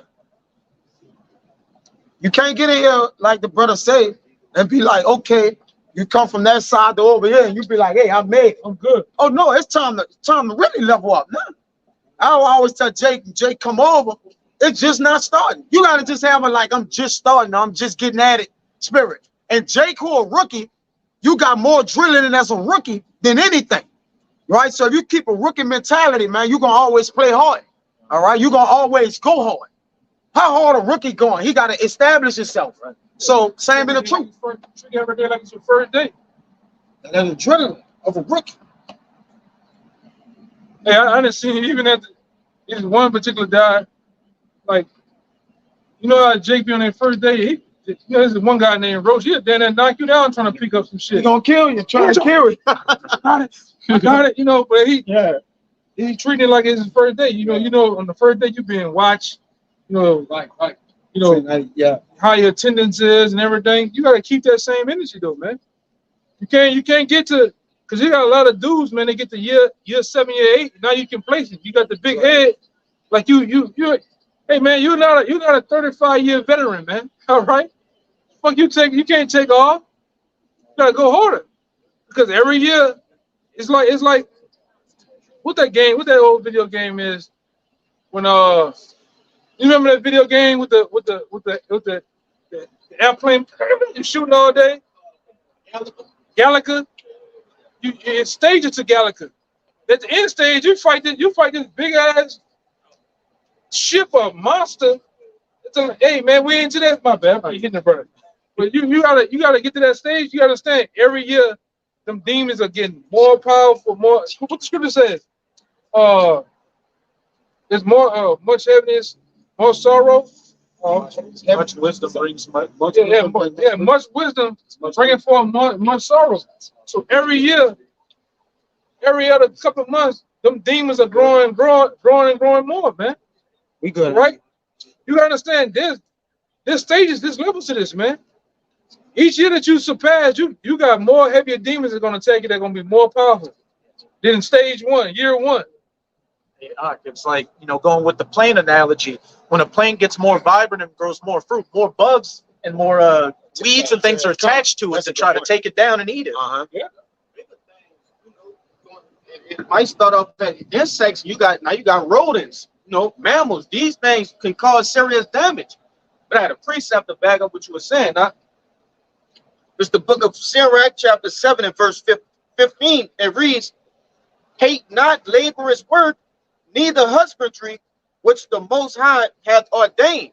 And is this not the husbandry, the laborer's work that the Lord hath ordained? And you say, hate it not, man. So, you know, take on this hard work, these tasks that the Lord has given us with good cheer. Okay? Hey, we got a reward for it coming. Lord willing, we amongst that reward. What you got? Double honor to the apostles, man, because look how they critique and groom their vineyard, which come through us. Then we took for it, got in the vineyard and did what? Come for a job. It shows that the different men that's on the level to where we come from, we sprout from that, they come forward. You brothers show you that we give a fuck. The way how we critique you brothers, or we detail oriented. Like you look at Apostle Hall, he's particular about things, man. Right, but when you look on the video, you see brothers when you got the vocabs and these different guys come up, they get demolished, man. But it shows you how the time brothers and put it into you brothers, man. The way y'all on the level, taking time out for breakdowns Lessons. Yeah.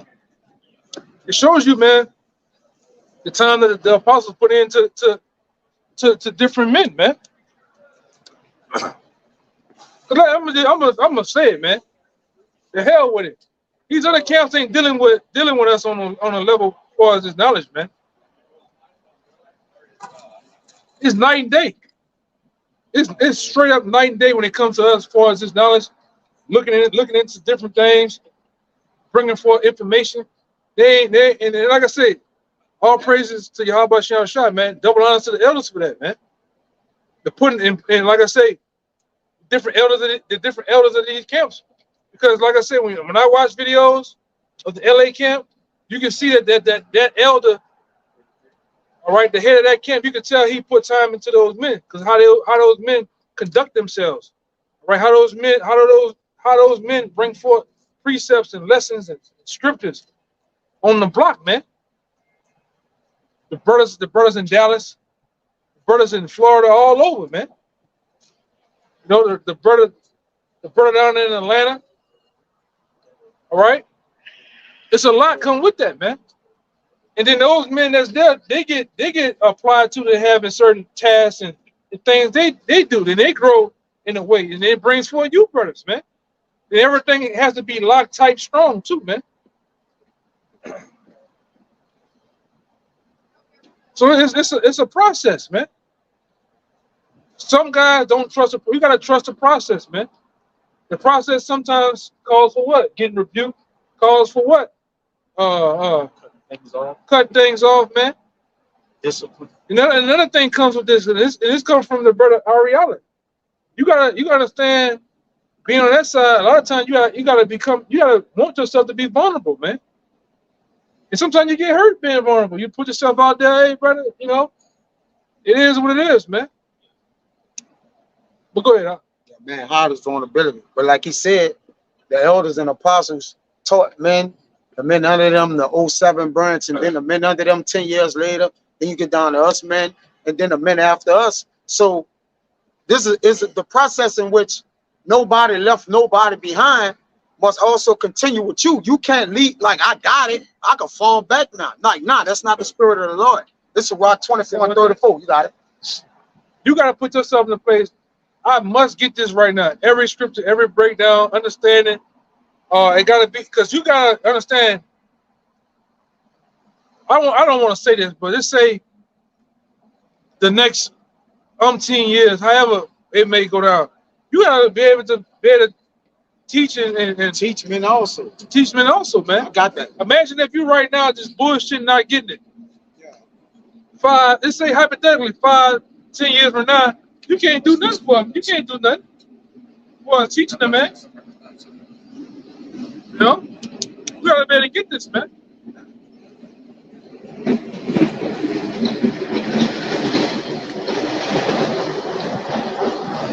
So Rock 24 and 34.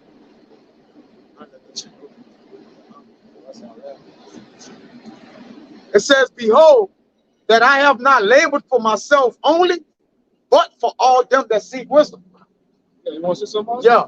So in Sirach, he's saying, look, we ain't labor for ourselves only, right? It says it's better for a man to hold back his folly than to hold back wisdom. Yeah. Or let us yeah, he that is better he that hide his folly than hide his wisdom. It's better to show forth folly than hide your wisdom, man. You see? Basically to build food. It's better for you to build food than to hold back this wisdom. Because it ain't for you. It's for the gathering of the nation and the king. It's for the gathering of the kingdom of heaven. So how then do you hold it back? Right? Oh, I got it. Like you say, oh, I got it. Go get it for yourself. Yeah. Like what? The Lord is giving it unto men so they could give it unto men so we could gather the elect men of the kingdom of heaven. That's just what it is. You got it. So you holding this truth for yourself. You see what that happened with the guy with the treasure. Yeah, you're holding up the treasure. Hold it. And you gotta be able to, just like I always say, give it up. Putting it out there like a buffet. You know, when you go to a buffet, you see people behind the counter. What you want? Mashed potatoes, peas, corn, and they scooping it. At some point, those meals were scooped to you by who? The apostles. They get to a point once you sit down and eat, you enjoy your meal, guess what you got to do? You got to get up and go serve behind that counter too, man. You gotta go, yeah, It's a revolving door. It's a revolving door, man. And like I said, and the Lord give it to you on based on your talents. This brother might got 5 talents. This other brother might got 3. I might got 2. But I gotta work them 2. Them 2 might turn into 12. Them 12 might turn into 20. But you gotta go out here and get it, man. All right, you might be a brother that's based. You might love the pure pieces of history.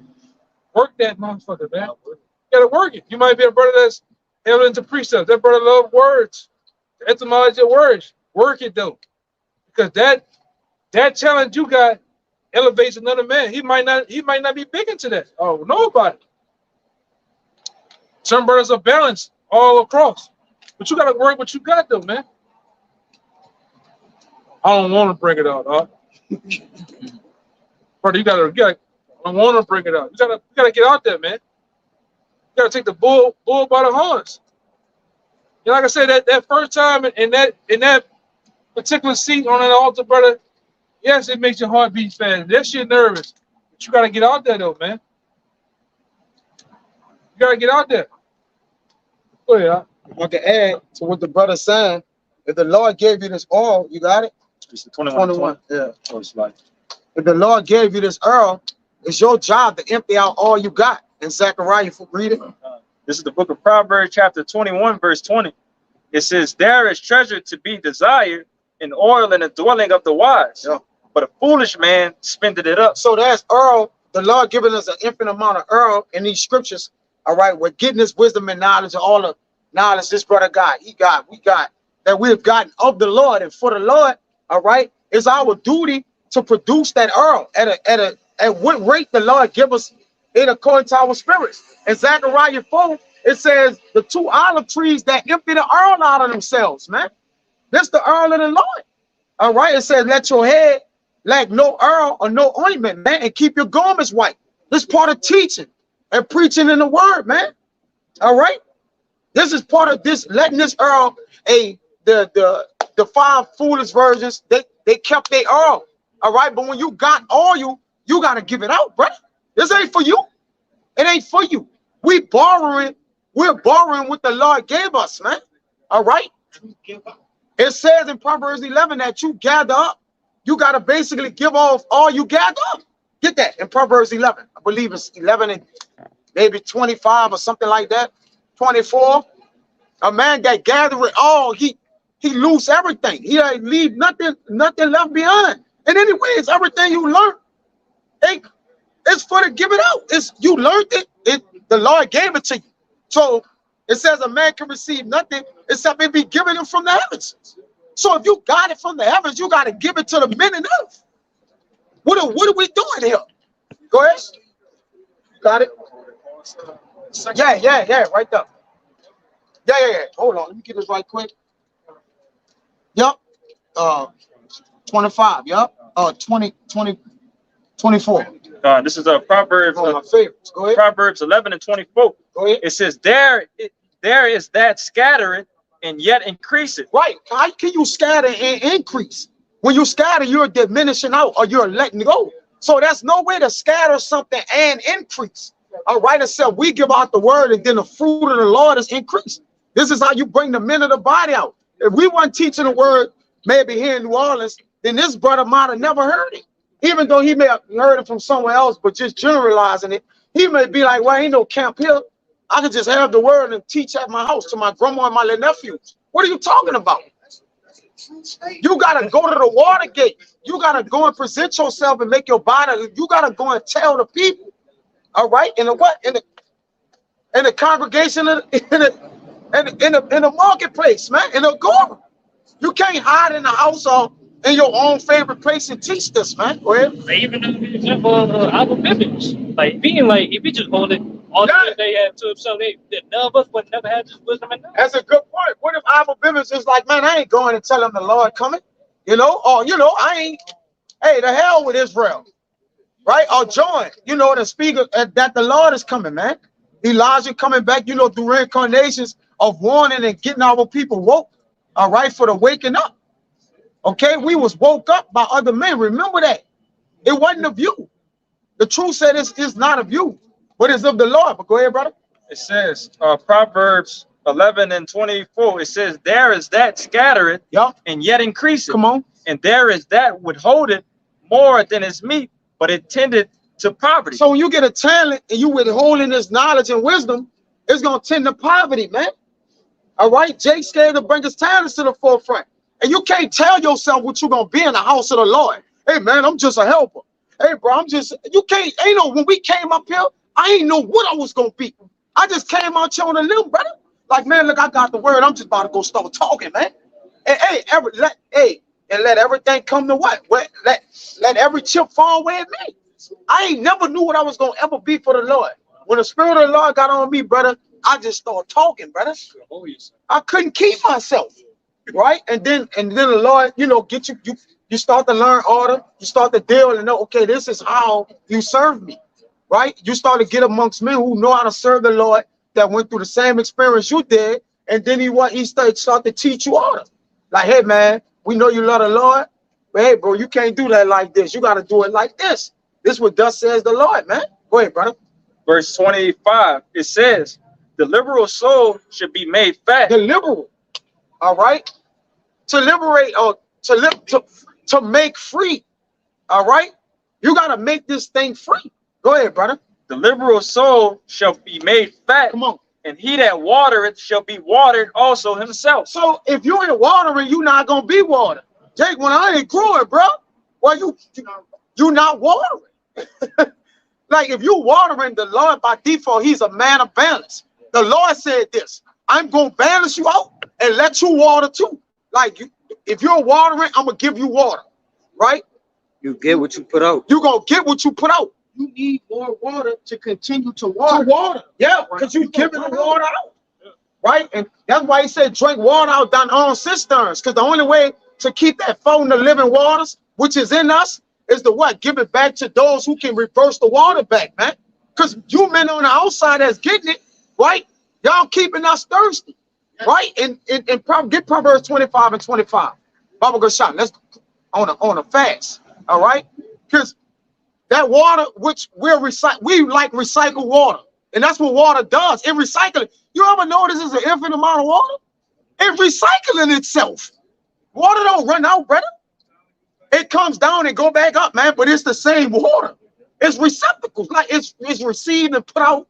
It's a receptacle of waters, man, that the Lord have introduced to us, man. Come on. You got that Proverbs 25. Let's get it. This is Proverbs 25 and 25. As cold waters to a thirsty soul, so is good news from a far country. So this cold water is to thirsty souls. Who we giving the water on? To the men that's thirsty, right? And then at what? The more a man asks about this water, right? That shows you the thirstiness in which he want to get watered, where would he want to get watered, and that's gonna make you have to water. We at the pastors, we don't get tired of answering questions about the Lord. Brother, call me up. Hey, what's this? I gotta explain to him my belief. Look, brother, this is what it is according to this precept, that precept. This is a little, this over here, a little part of history, a book, this, that. All right, that's part of watering the plants of the Lord, man. And some plants are not easily watered. You gotta put more abundant water on it. Some plants you pour water on and he's watered for a while. Some plants you gotta keep going, right? Keep you steady. I gotta get him a lot today, right? He may require more water, man. And that's how the men of the Lord are. Some men don't just take the water right away and be watered. They got to get a little more and a little more and a little more. But they're leveling up. Go ahead. This is Proverbs 20. It's like Proverbs 11 and 20. You got it. 26. He that withholdeth corn, the people shall curse him. Right. He that withholdeth corn, the people shall curse him. All right. Go ahead. But blessing shall be upon the head of him that selleth. Blessings is on him the head that's selling it, man. It's the corn. All right. If you don't sell this coin, you give it out, all right? You don't give this coin out accordingly and sell it the way you're supposed to sell it, meaning what? Giving this wisdom, knowledge, and understanding to other men that need it, okay? Then the people gonna curse you. You're gonna be a cursed thing. And the Lord gonna allow those people to curse you, man. Or curse you. Go ahead, brother. No, They got one more? One more verse. They got one more verse, right? It says everything that you just said. Come He on. that diligently seek, so like he that diligently seeketh good, procureth favor. But he that seeketh mischief, it shall come unto him. Right. So read it again, Salaki, brother. Proverbs 11:27. He that diligently seeketh good. Right. So what's the seeking of this good? This is the work of the Lord in order introducing you to what? Like you're introducing yourself to what? I want to get and know the Lord more and more. All right. Only the Lord is good. So the more you seek this, you're seeking the good one. Yep. This is how you find good, or you procure the favor of good. It's to seek for good. Right. That's it. Go ahead, brother. It says, he that diligently seeketh good, procureth favor. He procured favor, meaning what? He bring unto him favor. We seek good. So the Lord give us favor in things, maybe jobs or whatever, whatever it is we may need, but ultimately fruits of the spirit, faith, patience, brotherly love. The Lord start to give you that. Because when he got favor on you, the Lord going to give you blessings, bro. That's how the Lord show you got favor on you. He give you blessings. Go ahead, brother. But he that seeketh mischief, and not worldly blessings, like a fucking phantom, or boot all the women with the big hat on the front row. All right, a big house with a boat in it. Nah, it's what needed for you to continue to water it in his garden, brother. Go ahead, huh? It says, but he that seeketh mischief, it shall come unto him. So that's what you're gonna get, right? It's like the man said with the electricity, the dude that was on the block. Yeah, you're gonna get polarity. Whatever goes around, it's gonna come back. Man, stop that, man. We seeking this right here, man. All right, and good is coming unto us. You gotta go. Backing up what the brother was saying, the more you water, the more you become water, man. That's with anything in the world. You don't really know something fully until you start teaching it. That's a whole nother level of knowledge. Because to be able to do something is not the same as being able to explain to somebody else. Because different people, they view things differently, they learn differently. They might ask you a question a different kind of way that you're not used to explaining it. That causes you to get on a higher level of teaching, man. This is 2 Timothy 2, starting at the top. Thou therefore, my son, be strong in the grace that is in Hamashiach Yahushai, and the things that thou hast heard of me among many witnesses, the same commit thou to faithful men who shall be able to teach others also. So it's a commandment. You have to be able to teach men that are able to teach men, man. You got camps, so-called camps, that have 10,000 men and 5 teachers.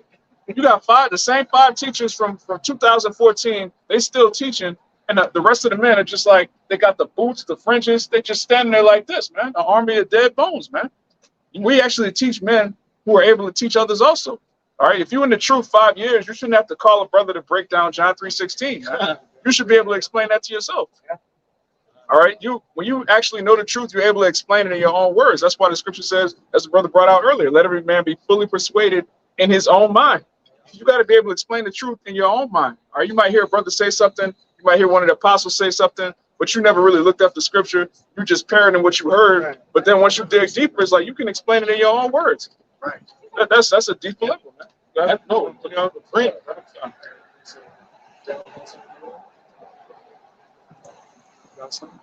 Hey, you've got that instance of that Ethiopian eunuch in Philip. Yeah, perfect example right there. When this precept, when you read this precept, you gotta, the first thought that comes to your mind, how would I react to this situation? That's your answer. You're either, oh, I'm apt to teach it, or what would I tell him? And if you're in that spirit, then hey, there's a problem. But this is Acts chapter 8. I'm gonna just read 30 to 31. And Philip ran thither to him. So he saw that he was reading the scriptures, and he wanted to inquire what he knew what he was reading, because he had the answers to answer. And Philip ran thither to him and heard him read the prophet Isaiah, and said, understandest thou what thou readest? Verse 31. And he said, how can I, except some man should guide me? And he desired Philip that he would come up and sit with him. Hey, Philip supped with him, broke it down to him. And that's ultimately, what the elder brother, the brother Kaya, what the brothers have been going into. You need to, the more you grow in this thing, the more you should be apt to teach. You should be, 5, 6, 7 years in, and a question comes up about, let's say, the virgin birth or something like that, and you're just the Jeopardy music comes up. You got to be able to break it down and, you know, add on, you know, bring forth more good fruit, not that rotten fruit. And the only people that's going to be able to teach this is chiefly the prophets and the men of the Lord that's going to teach it right. All right. And those men who got the spirit. Everybody ain't teachers. That's why the Lord said, I'm going to give you pastors according to my heart. That shall feed you with wisdom, knowledge, and understanding. You got a lot of people teaching out here, but there's only a small remnant of men that's teaching it right. Right? There's a lot of things like, oh, you know, what about that man? He sound good. What about Farrakhan? What about, you know, this man over here? Nah, man. It's about the men who teach it right. It's not about teaching. It's about teaching right.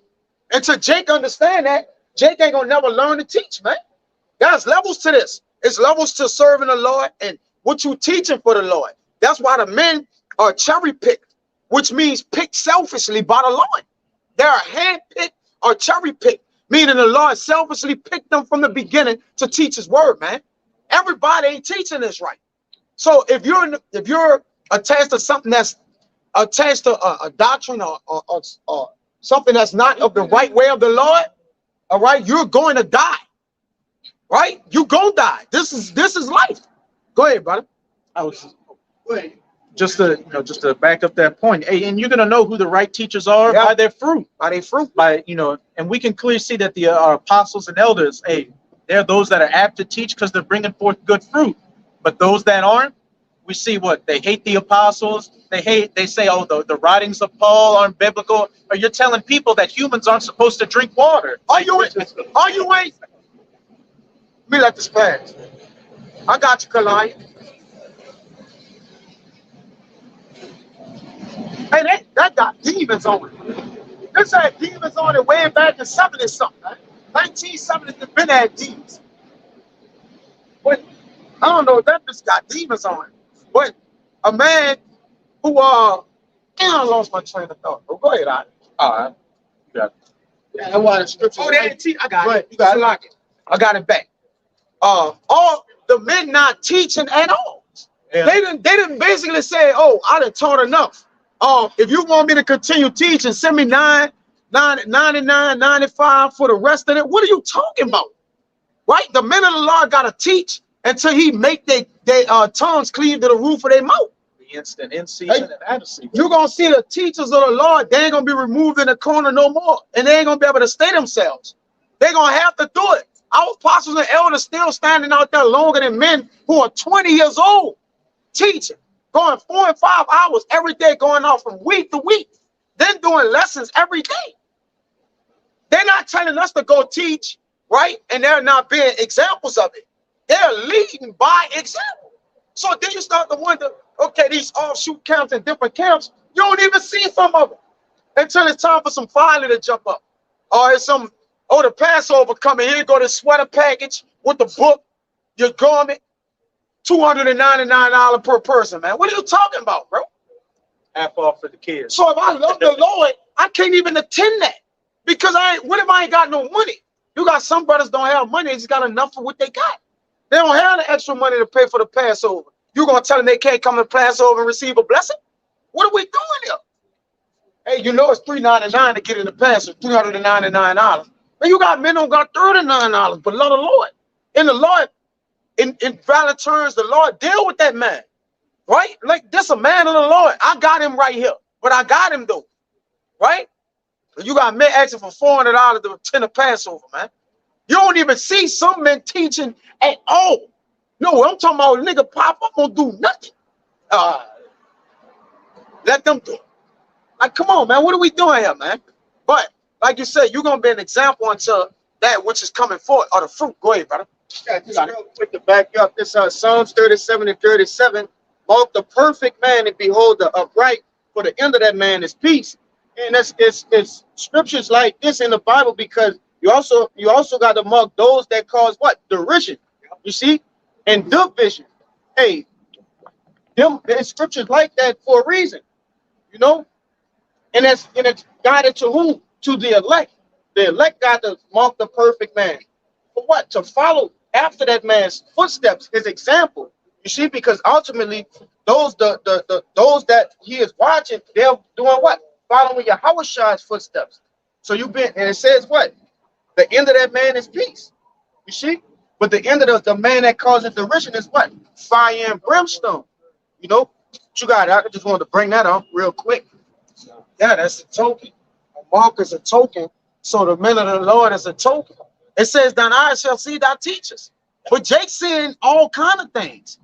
And again, a man who know if something is right and they're looking at it, why look anywhere else? What are you doing now? Oh, that is right, but you know, I just want to see some of this. Nah, man, just look. If you, case in point, if you see Yahweh shine, you notice Yahweh shine. Why would you look at anybody else? What are we doing here? What are we doing? Even David saying it in so many words. All the days of my life do I desire to sit in the house of the Lord to behold thy beauty. Well, this truth is a beauty unto us. So we look at those who teach the truth, that teach the complete beauty of the truth. And something that's beautiful, your eyes can't come off it. Because Jacob look at a beautiful woman all damn day. Say, bro, buffet the body, bro. See, Jacob analyze it and break it down a million ways. But what? His eyes gonna be whole at like, man, I'm looking at this thing. He done looked at it so many ways so he could break it down in his sleep. Go ahead, I Precept to back up this. You want to hold on? You want to make a point? So I'm just saying, like when Yahweh Shah offended the people that didn't really believe, he's like, "Are y'all gonna leave too? Where I'm gonna go? You gotta go. Where else I'm gonna go? Once you know something is the truth, ain't no other alternative." Yeah, where we going? We stuck at this. And then if so, that should have your mind at ease when they ask you what you believe in. Like, you gonna die? Like, what you gonna do? If I give up all this after doing all that, what I did it for? Right now, it's like, bro, the Lord gonna make it to where your faith gonna make all your decisions for you. Technically, that's what faith do. That's why I gotta precede a man. Your faith gotta go in front of you to protect you. Some can't protect you from behind you, brother. Everything is in front of you. Oh, Jay gotta understand that, man. Go ahead, huh? That got It's the book of Proverbs chapter. It's the book of Proverbs chapter 13 and verse 25. It reads, "The righteous eateth to the satisfying of his soul, but the belly of the wicked shall want." Yeah, because their eyes is going all over the place. That means that the food in front of him is not sufficient unto him. You see, but for the righteous, it satisfies his soul. You see, he don't need nothing else to try to please him. He already pleased by the thing that's in front of him. You got it. That's why we don't waver. We go cisterns and like, look, the apostles and the elders is the cisterns. Drink, brother. Drink, brother. Right? Because the branches are the fruit of those men. You're going to automatically drink from them. You're going to know the apostles and elders' fruits. If you're in Israel, you should know where the truth is at. It's evident. It get to the point the way things have become evident. What more do you need to see? Even though we believe the Lord do us a double whammy, he even show us the thing we supposed to believe in, man. Come on, bro. And Jake's still wavering with his belief, man. All right? It's so wicked that like there's no other option at this point now. It's just like the wickedness have even the wicked looking like, damn, we in the time of, you know, the Lord coming back, even though they don't believe, but it's that wicked that they have to say that to themselves. Yeah, gross darkness has covered the people, and the only beacon of light is the prophets. That's it. So if you in a dark sea and the prophets is the lighthouse, that one light gonna only be in one spot, but it's gonna be visible to bring you to the light. The ships in the ancient time they only followed the lighthouse light. They didn't have a compass or direction. They found where they needed to go according to what was stationed, man. And if the light ain't hitting you going out the way, if that light getting dimmer and dimmer and dimmer, you're what? You're fading away. All right, you're fading away from what you're supposed to be to. And that's what Jay do. Jay going to these other philosophies and doctrines, and it darken, it alienate their minds, man. Jake is still a Gentile in 2024. What are you doing, Jake? Jake's still black in 2024. Jake's still a Christian or Baptist in 2024. Man, we Israelites, man. What are you talking about? Jake ready to vote for Trump in 2024. You done been completely alienated from your citizenship, which is in Israel, man. You're an Israelite, man. Ain't God love you, dummy? Go ahead. And only you. Come on. The book of Isaiah, chapter 60, Jake be being a stupid dummy, verse man. 1. Arise, shine, for thy light is come, and the glory of Yahweh is risen upon thee. For behold, the darkness shall cover the earth, and gross darkness the people, but Yahweh shall arise upon thee, and his glory shall be seen upon thee, and the Gentiles shall come to thy light. That's plain, man. Yeah, so Yahweh shines that light. He's the light shining in the dark. You got that? Yeah. It's the book of John, chapter 12, verse 46. His red letters, Yahweh Shai says, I am come a light into the world, that whosoever believeth on me should not abide in darkness. Right, and that's what happens when you don't believe in Yahweh Shai. You abide in darkness, man. This world, all the philosophies of this world lead back to what? Idolatry, simping, adultery, and just stupidity, man. Yeah, that darkness represents like ignorance. That's what I mean in the Greek. Yeah. You know what I'm saying? So basically, like, you're ignorant to everything that's going on around you. But yeah, like us, we have that light, and we know everything that's going on around us. You know what I'm saying? Got a precept on it out. That's right, yeah, you got one. After that, brother. This is book of St. Matthew, chapter 5, verse 16. It says, red letters, Yahweh Shai speaking, let your light so shine before men, that they may see your good works and glorify your Father which is in heaven.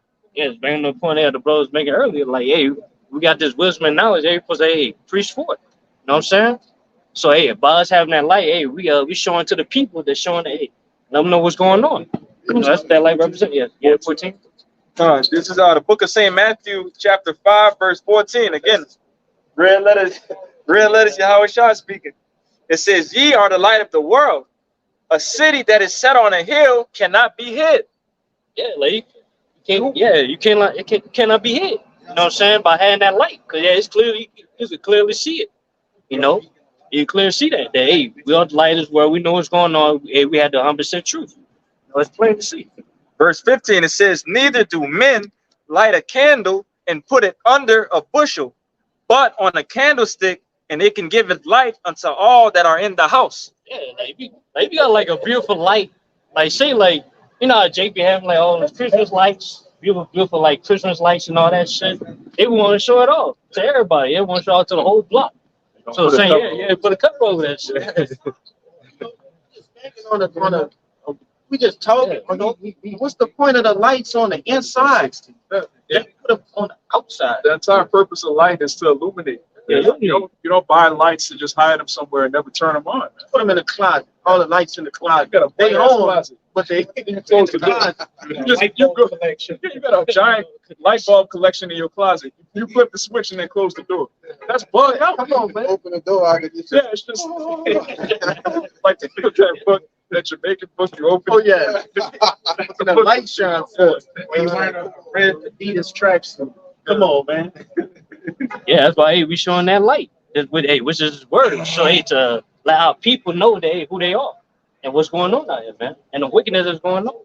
You know? Verse 16, it says, let your light so shine before men that they may see your good works and glorify your Father which is in heaven. And they don't mean to brag and boast and put, oh, I got all this wisdom, or show yourself as this great person. Because as the Lord make a poor man rich, right? A rich man poor, he can make a wise man a fool. A foolish man wise. We seen it. We have literally experienced, we done been by people, but we saw the Lord just make a wise man a fool. Because when the Lord, that's why David, we always pray the precept, don't take the Holy Spirit. So, right. So when the Lord take the Holy Spirit from you, if you was once a man that was being wise and teaching others also, now you are no longer doing that. You're a fool now, right? The fool that said in his heart, there's no God. You could come from praising the Lord like me right now today, right? Praising the Lord. And then tomorrow you could be a scoffer. So that, again, it ain't of us. And that's why we get and that's why we give all the glory to the Lord, man. We can't have no light except the Lord shining through us, right? Except he bless us with the assistance of the Rakakwadash, endowing us with the Holy, the Holy Spirit. All right, we can't do nothing. All right, unless it be dark. Because before we had this word, we was all dark.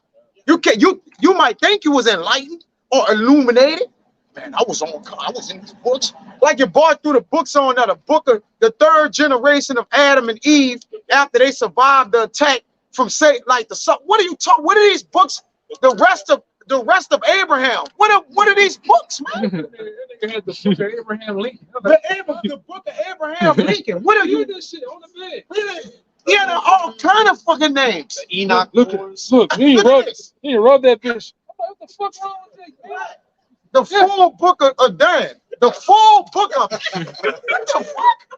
Brother, we don't got that. Where you get this book from? Book called the Third Testament. Yeah, the book called the Third Testament. Where's that one? Yeah, serious too. Yeah, serious. And you like, see, I'm wide. And when you be a wide range person, like Yagan always say, don't you seek deep. You go too damn deep, you're gonna lose your damn self, man. You're gonna drown. If you jump in water so high, brother, you might drown. Right? You gotta keep it simple, stupid. Keep it simple, stupid. Kiss it. You got it. This the book of Ecclesiastes 12:12. It reads, and further by these my son be admonished of making many books there is no end, and much study is a weariness of the flesh. And that's why the Lord said in Isaiah that none of these shall want the mate. If listen, me personally, those other books are okay, right? I wouldn't be telling the brother, hey, beware. But for the most part, I need to learn this, right? This is going to have my attention more than anything. Moreover, you do look into other things that confound those things which people are going to bring with other books, and you do educate yourself in other areas. But when you're not planted, all right, and you're not strong, brother, I mind his brothers say, hey, bro, just leave that alone right now. Learn this, please. And then there's a time in which the Lord will have you deal with those things. But until then, just chill. Yeah, you're not at the full age right now, man. You shouldn't be. You're a brother it's your first year. Whatever. You shouldn't be dabbling into these other books and shit, man. Kimmy and shit, like you're not strong enough to decipher what's meat and bones with certain stuff, man. You need to leave that alone for right now. Because like I said, those same things you attempt to study, it take you out. Yeah. And like I said, I just seen guys that, one time they was looking like they was on a level, and then all of a sudden the flat earth doctrine took them out. Well, clearly the scriptures tell you that the world is round. It's a sphere. It's a globe. But yet those things will take you out, man. And you know damn for sure. I just seen guys get bugged out on Revelation the 9th chapter, which is there's no reason to get bugged out. But they get bugged out on it. They get to telling the elders that they wrong. These men have been around in almost 40 plus years. I'm talking about they were studying books just digging in the library. It wasn't no Google. It wasn't no Wikipedia. It wasn't no Bimbo, Yahoo. It was before the computer. Yeah. Duck, what a go-go duck? What it is? Duck go-go. It was before that. It was in the libraries getting these books. But yet they wrong, man. Come on, man. These men searched hard and diligent to find out if these things be true now. And they came out to be true. How come you come around 2023, 2024, they wrong? Something wrong there, man. But you gotta, what you holding something? Yeah, First Peter backing up that point of like you said, reading them other books. You could get you could get something out of it, but if you're not ready for it, it'll definitely fuck you up. Yeah, you going into the Book of Mormons or the Book of Mormons. You gotta understand what you're looking at, man. That guy John Thornton, I think his name was John Smith, John Thornton. What his name is? Joseph Smith. Joseph Smith. That guy telling you a curse because you got black skin. If you're not well rounded, you'll start believing some of that shit, man. Well, maybe I am cursed, huh? To the Lord. What are you talking about? What is his name with the structure of the heads? We going? Yaku, No, Yakanahi. Johann Blumenbach. Yeah, that say, he was basically saying you're this or that Oh, from you the talking shape. you talking about It's been a while since we Phrenology, which is the study of the skull. That's basically you talking about brain. you know, it's in my tongue. It's in my tongue. No, not the Darwinism. It's the other guy. It's Darwin. No. It's not him. It's damn, but it's been a while since we kind of touched it. But like the brother said, Jay gotta understand the balance, because you could get a whole lot of nothing. I'm aware. Jay don't know that though. Jay could be like, oh, I've been reading all that. You could get a whole lot of nothing, and then you could get a little bit of a lot. Like seriously, you're like, man, I learned a whole lot out of little chapter. Johann Blumenbach. He did the study of the Mongoloids. The Mongoloids, that's it. All that bullshit. Negro. Yeah, if you of this line of these people in the nation, that should have got taken you away, man. You know how niggas be having that acorn at the back. that dump truck at the back of their Yeah, head? you got the acorn. Yeah, You started bullshit. you know, You got dents in your forehead. Yeah, you just this bullshit, man. like that Hellite, Yeah. two what it is that Chrysler 300 dent right there that look like a Corvette right here. Oh, that nigga he'll kill you off, man. Yeah. You know.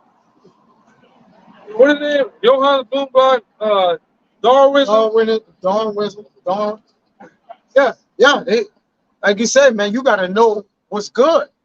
That's why none shall want her mate. Just stick to the scriptures right now, man. All right, don't err off. All right. And tell you in Wisdom of Solomon, don't err, don't go in the error of your life, man. Right? Jay calls error to come upon him. He calls himself the earth, according to the scriptures. And even in the Apocrypha, the scripture talks about not going into things too high for you, man. Right? Because Ezra tried to do that, and the angel checked him. Like, man, you need to just deal with things on the earth. Come back down to earth, where you at? Yeah. Niggas want to deal with Kemet and the fire and the Yaku, big brain nigga and all that, man. Fuck them niggas, man. Niggas be trying to be too deep. Look at Polite. Polite was trying to be too deep, and he went too deep. Cosmetic, not like you want to say, oh no, it was cosmetic. Deep on a 7-year sentence. Now he deep under the armpits of Chocolate Thunder. He grabbed you like this, or he grabbed you like this. Was it like this? Yeah. Or was it like this? Like, did he really grab you? Jay don't take that shit lightly too, that charge you on. In jail, like men like, nigga, I got a daughter, nigga, like Jay go at you for all you niggas out there ain't got a damn thing to say about it. You notice it been quiet. Been quiet. The nigga conviction, man. I know my brother Polite's gonna get off. That nigga ain't get off that case, man. He made that little girl's mouth swollen.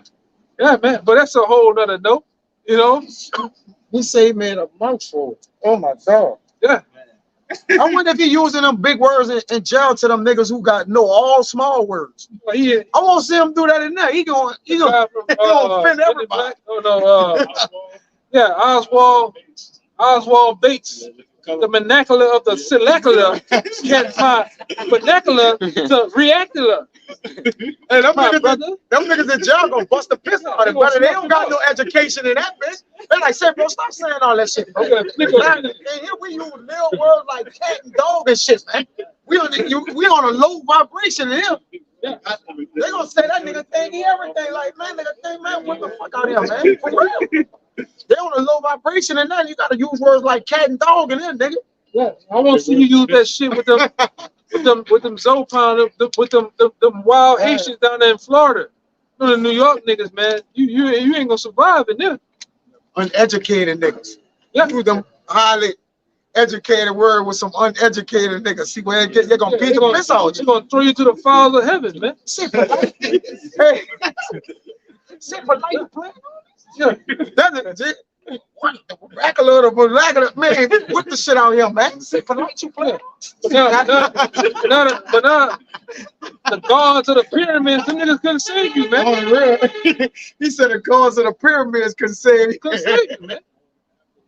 All right? Yeah, the afterlife, the gods of the afterlife. Yeah, all them Horus, them niggas, they should have better told the judge, move out the way. Yep. But they didn't, man. You know? Horus, what the other nigga name is?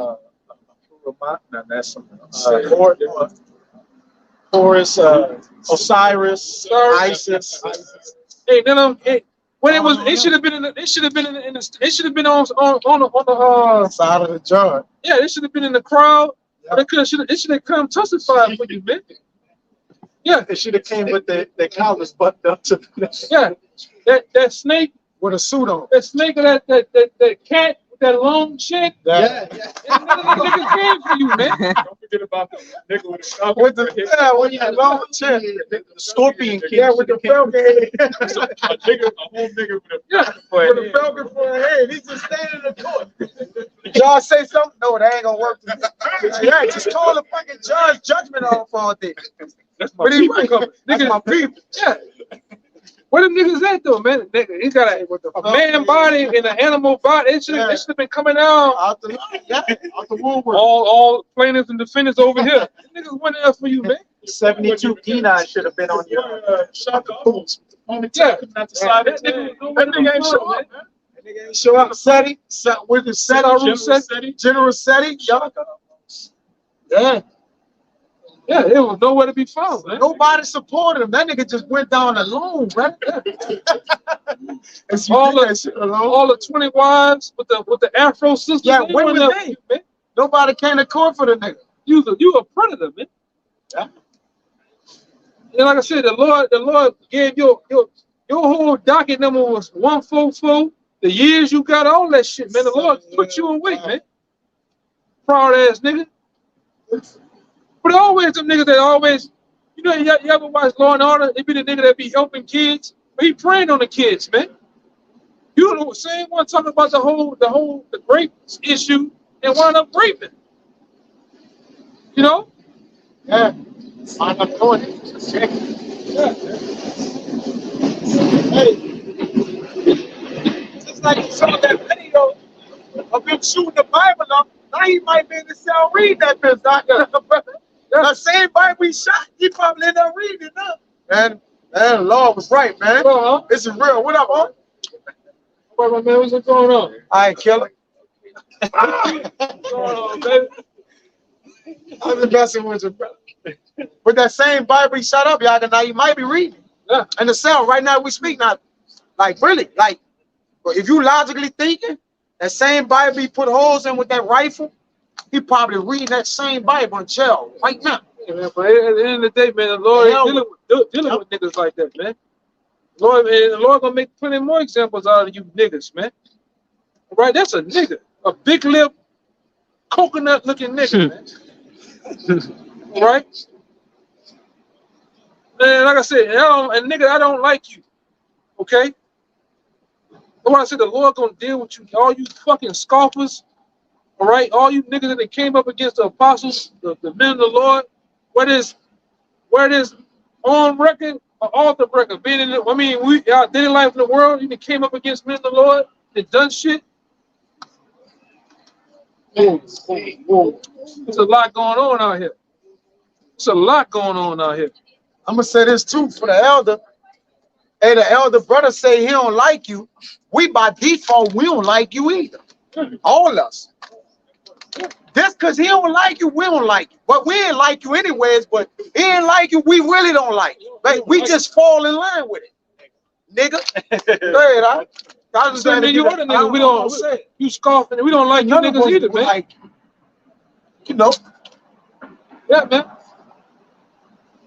If we be in that spirit like Elder Recover, man, if he had it our way, man, we'll take you niggas around the corner in the alley and let you have it, man.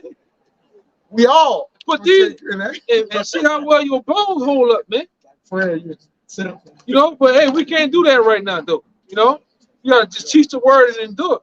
Test that jaw, huh? Yeah, but Lord will, we get that opportunity, man.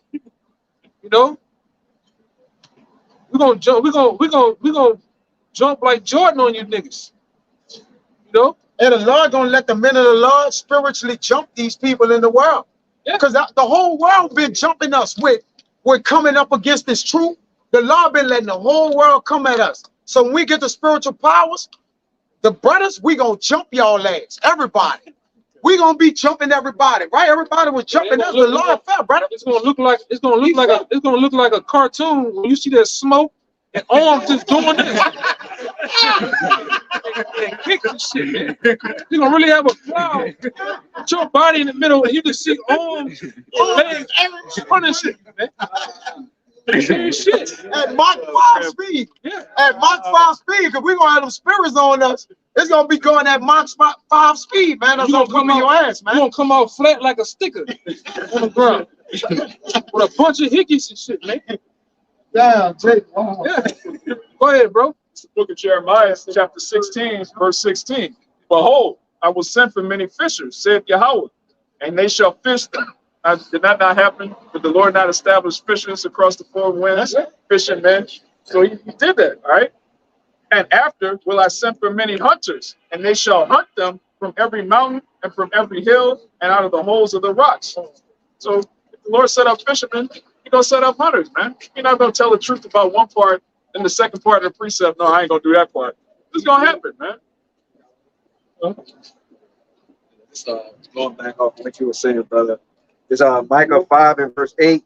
It says, the remnant of Jacob shall be among the Gentiles in the midst of many people, as a lion amongst the beasts of the forest, as a young lion among the flocks of sheep, who, if he go through, both tread down and teareth in pieces, and none can deliver. Yeah. So that's Lord, real quick.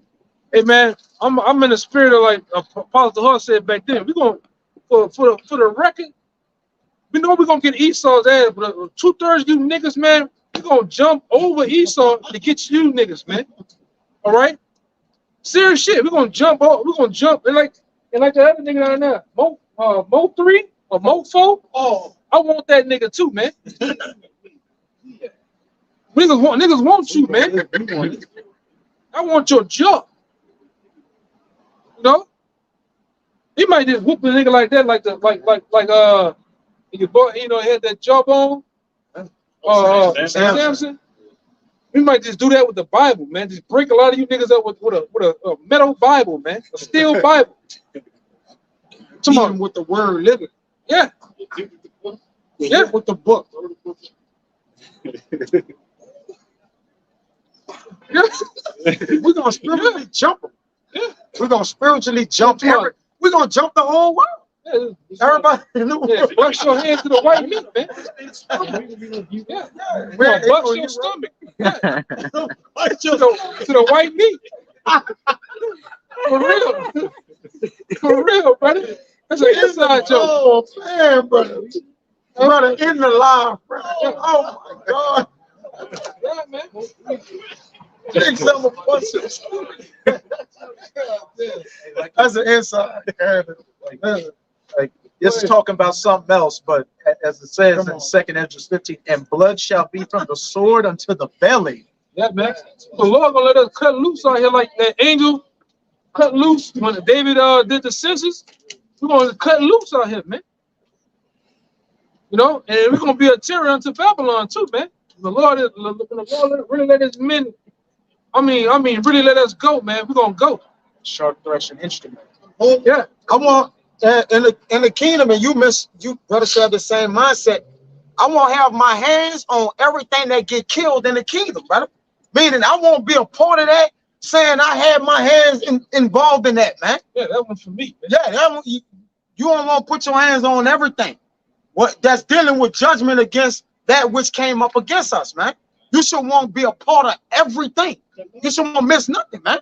You got to say that's a righteous thing. That's a righteous thing to recompense them that trouble. That's a righteous thing. The whole world troubled us. Yeah. You want them Hamites? Oh my Lord, do you want me to kill him? I got him. Kill you. Give it him. They're gonna do one of them trots like you know how your boy Troy did that trot. He did a Euro step. Euro. Yeah. You put some shit this long through that boy's shit to the other side of him, man. And see, man, there's gonna be a lot of righteous kills in the kingdom, man. I'm talking about ancient kills. Like I say all the time, when you get up on them, hey man, it's something about that cold steel, man. You get up on a nigga, you really do him something nasty. You look at him, you see that the eyes had that pigment, and then you start to see that Krispy Kreme glare in his eyes, man. I mean, his soul gone. You know, you lift him up. You look at him while you lifting him, man. Yeah. As it said, dirt come out of him, man. You know what that dirt is, right? I would have a message for it. As it says, Habakkuk, his soul that is lifted up, it ain't right in him. We gonna lift him in the kingdom, man. Yeah, that boy fudging his pants. I mean, that dirt come out of him, man. That's in the scriptures. That's scripture, man. So we're gonna go to that. We're gonna go to that, man. You know? It is what it is. In the kingdom, like the elder said, we gonna only kill in the kingdom. Because the kill is right, it's a righteous death. We ain't gonna murder nothing. Because all our killing gonna be justified. Over here, men murder. So it's what? It's done unrighteously. Murder and killing is two different things, man. When you kill something, it's just.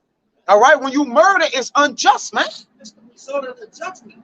Is it? In the kingdom, that's going to be the result of the judgment. Of the murder. Yeah. Of the people who murdered. Like Esau was murderers. They all doing everything unjustly. When in the kingdom, we're going to do it according to just. We're going to be justified. Scripture say in James, we're gonna show no mercy to those who have shown no mercy. That's right. Somebody ain't show no mercy, man. All right, it's a continual attack on the mind, body, and soul of men. All right, they attack your mind through the TV, through the school system. So it's an attack. Right now, it's cloudy right now. It's foggy, my bad. It's foggy right now. You best believe they flying on planes with that barium and aluminum right now as we speak. You go right down to the store and get you some chicken. You best believe that chicken is all juiced up, man. All right? You go get something to drink, you best believe if it's red, it got red 40 in it, man. It's color.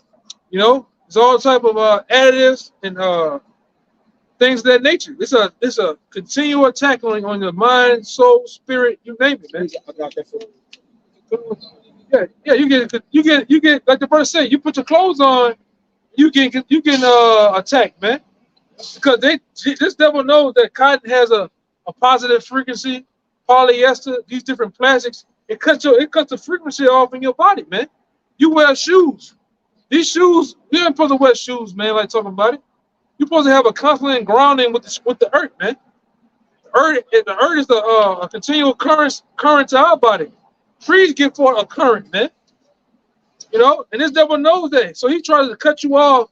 And I think one of the brothers broke it down one time, thinking a particular year, 1950, something like that. He changed the hertz of the frequency of music and different things like that, man. He turned it up a little bit. Yeah. Yeah, the elder. Yeah, which is true. Which is true. Oh, that's to throw off every goddamn thing, man. Right?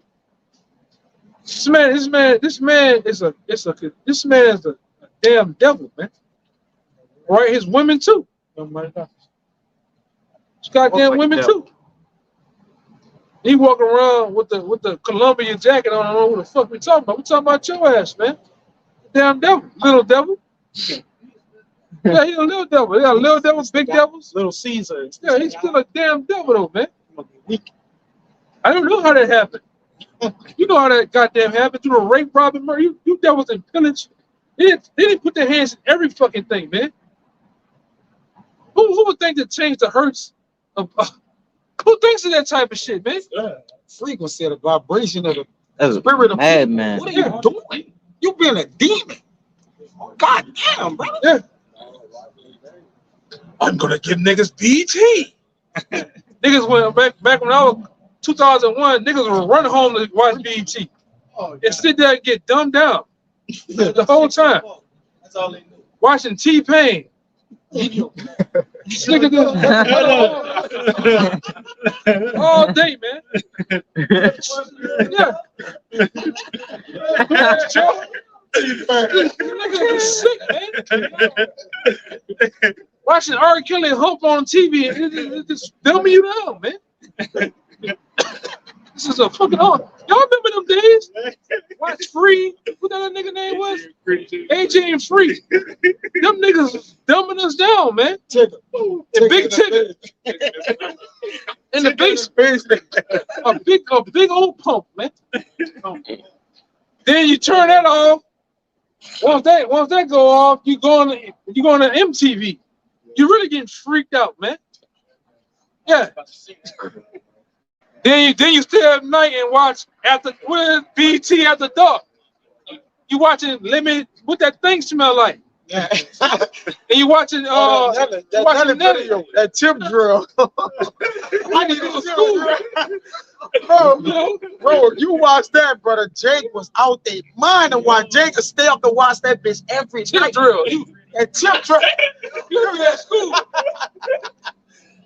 You watch that? No, I know what you're talking about. Man, brothers, don't go home and type that tip drill.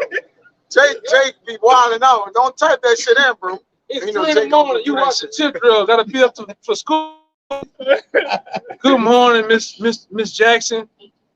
Tip drill. This is just coming in your head. Tip drill. That shit turned out with people out now, brother. That tip drill was that was exposing to the eyes. That turned out with people out, brother. Yeah, man. Oh my God, brother. This devil knows. This fucking devil knows us better than anything. You know that you, Jake, into the women, you into the drugs. He gave us that shit, man. That's why I said this nigga is the real life Pinky in the brain. The nigga said, what do you want to do tomorrow, Pinky? We do everything. Same thing we do, take over the world. And that's about destroying the minds of the people, man.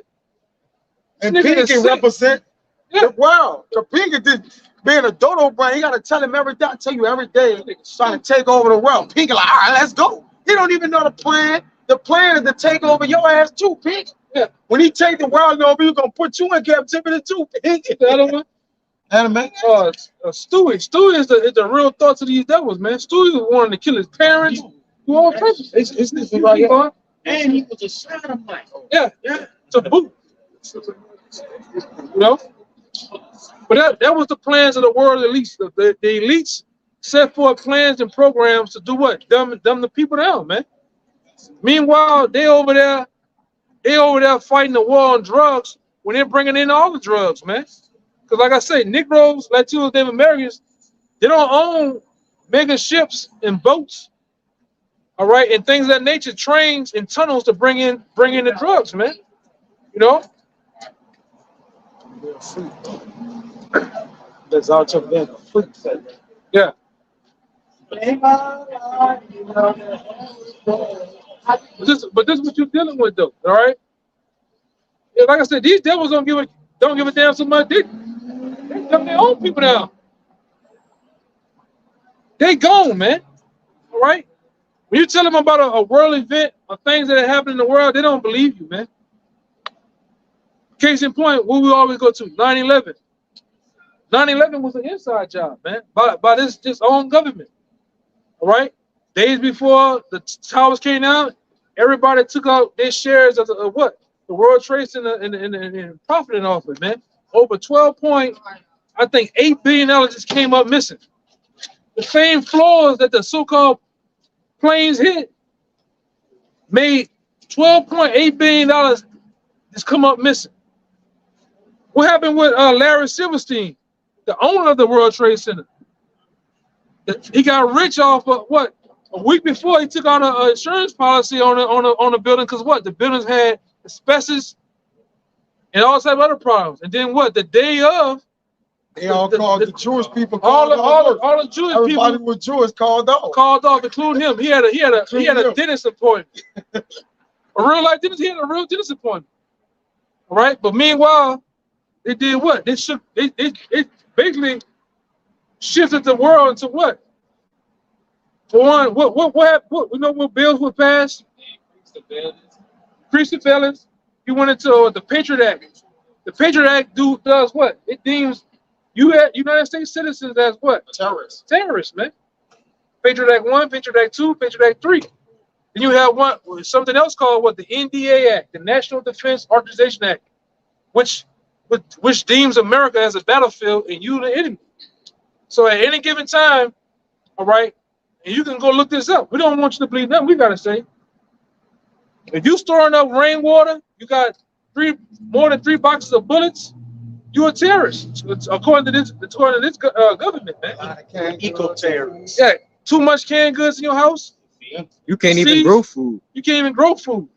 You get it. You know you're deemed a terrorist, man. God, yeah, no guards. But that thing, that World Trade Center, that was an inside job, which you can go look at various different videos about firemen that was on scene. They said a plane never hit the building. The buildings just exploded. On top of that, me and his brother did construction. When you see buildings go down flat like that in unison, the floors just come down. It's called controlled demolition. I want to bring that building down, but I don't hit this building. I'm going to set up and let the shit go. Look up a video. The scripture says towers fell. But if I wanted to bring down this building without crashing into everything else, I'm gonna set up different floors, charges in there.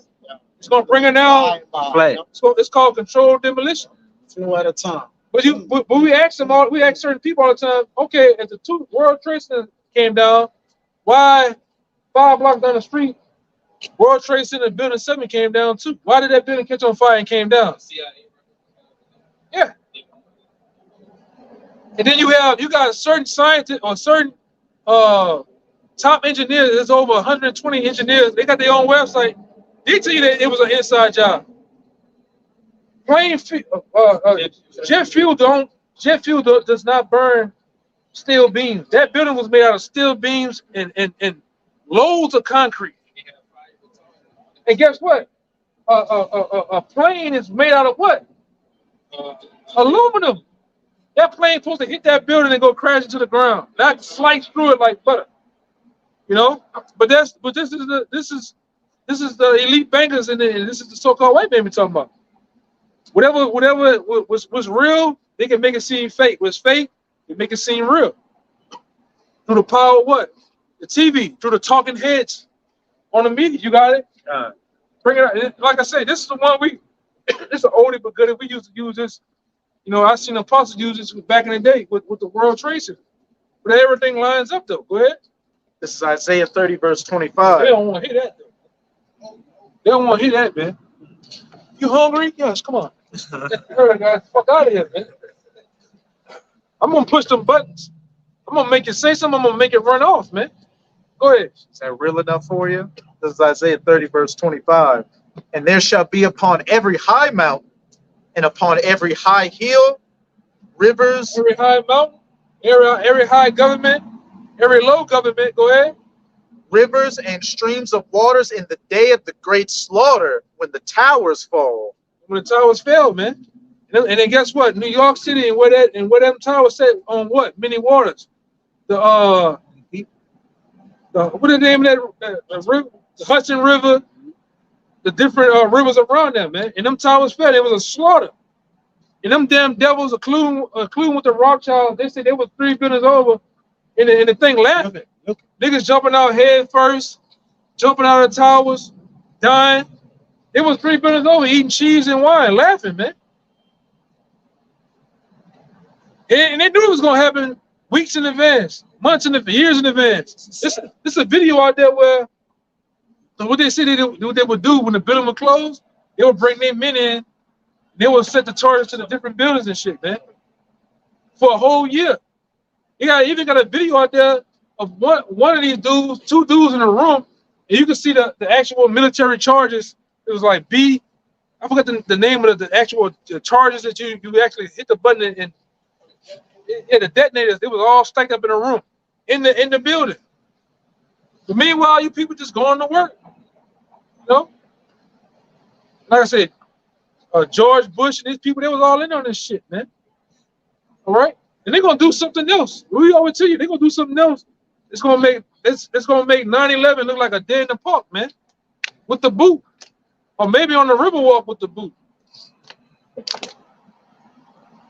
It's gonna shake this bitch to the. I'm talking about. It's gonna like the world gonna stop, man. They're gonna lock America down, Bob. Yeah. They're gonna lock this bitch down. What you think the migrants over here to do? They already get it on, man. All right. All right. They've been already grabbing you up, hunching on your ass. Hey, man, you go to Kenner, man. Kenner, the New East. They getting it on in Kenner. They got the cartels down here now. They got the gangs. All right. You got them Skeletors running around in Kenner. Y'all know what I'm talking about. The Northern tribes getting busy out here, man. That El Bunker energy. Yeah. Yeah, they standing like this. With them eye, you know what I'm talking about? El Bunker, brother. Looking like Freddy Krueger. Them niggas ready to grab your ass. You know, they wilding out. They bringing these Northern Kings over here I'm talking about to really get things amped up, man. Hey, I was just reading an article where they were saying about a year ago, I got the article on my phone. And these young boys, they just snatching, I'm talking about snatching shit up. That's what they're here for. What's the biggest thing that changed in the last couple of months? That. So why are they here? Why are they bringing them in like that, man? Yeah. Yeah, when I first seen it a year ago when I went to Ideal Mark. Ideal Mark is like going to California, you go to Fiesta, you see all the Latin tribes in there. Like, man, I've been in Houston before. I said, man, this nigga got goals in his mouth, man. This nigga got a taper. So that's you can see the gang members and shit. You know how they dress and shit? Yeah. It's a snapping turtle. Go ahead, brother. According to Bloomberg, violent deaths have been plummeting in Venezuela following years of massive migration. Venezuela's rate of violent deaths dropped to its lowest level in more than 2 decades, following years of massive migration as both criminals and victims fled the nation's economic crisis. And then bring in the prisoners. They let the prisoners go to come over here. So what you know what's gonna happen? What happened when they let the prisoners go out here for Katrina? The crime rate increased. Death, murder, and rape. What's about for Katrina? Killing shit. I remember that shit like it was yesterday. The hour after they let them dudes from Tulane and Broad loose, that's when you heard about the get down with the get down, man. Sir. An hour later.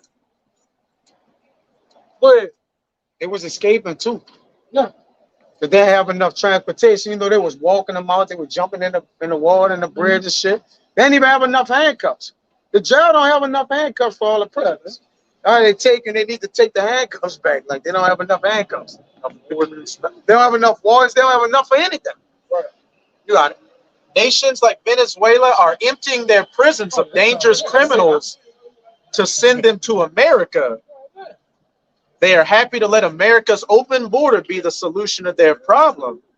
A recent Department of Homeland Security intelligence report received by the Border Patrol instructs agents to look for Venezuelan inmates released from entering the U.S., according to a source within CBP. You know they're not doing that. They don't give a damn, man. What happens with most of these people that work? They don't give a shit what happened at work. They're just tired, ready to go home. You know, it's like going to Walmart with the cashier, or the chick or the dude at the post office. They don't give a damn. Go ahead.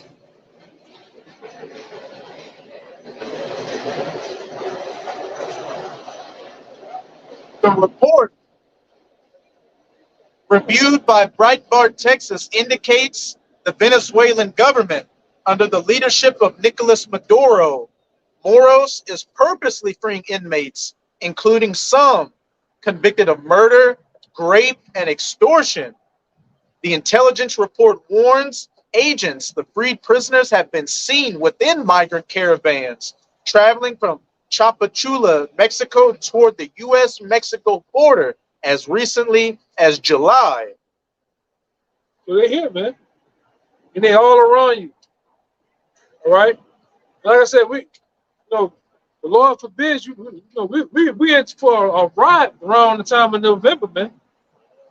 All right, if we make it there, when this thing really blows up, man, we're gonna see. All right, you want it out, brother? We gotta go, bro. Go. Everybody got precepts to get out of here? No, we can get out of here, man. All right, hey, hopefully, this camp was edifying to the hopefully like that's listening. You know what I'm saying? Before we end this video, we give our praises to Yahweh. So Apostle Elder GMS and peace and mercy don't be like. Hey, above a ball. Above a ball. Above a ball. Above a ball. Above a ball. Above a ball. Above a ball. Above a ball. Above a ball. Come on, Yasharal. Come on, Yasharal. Shalom.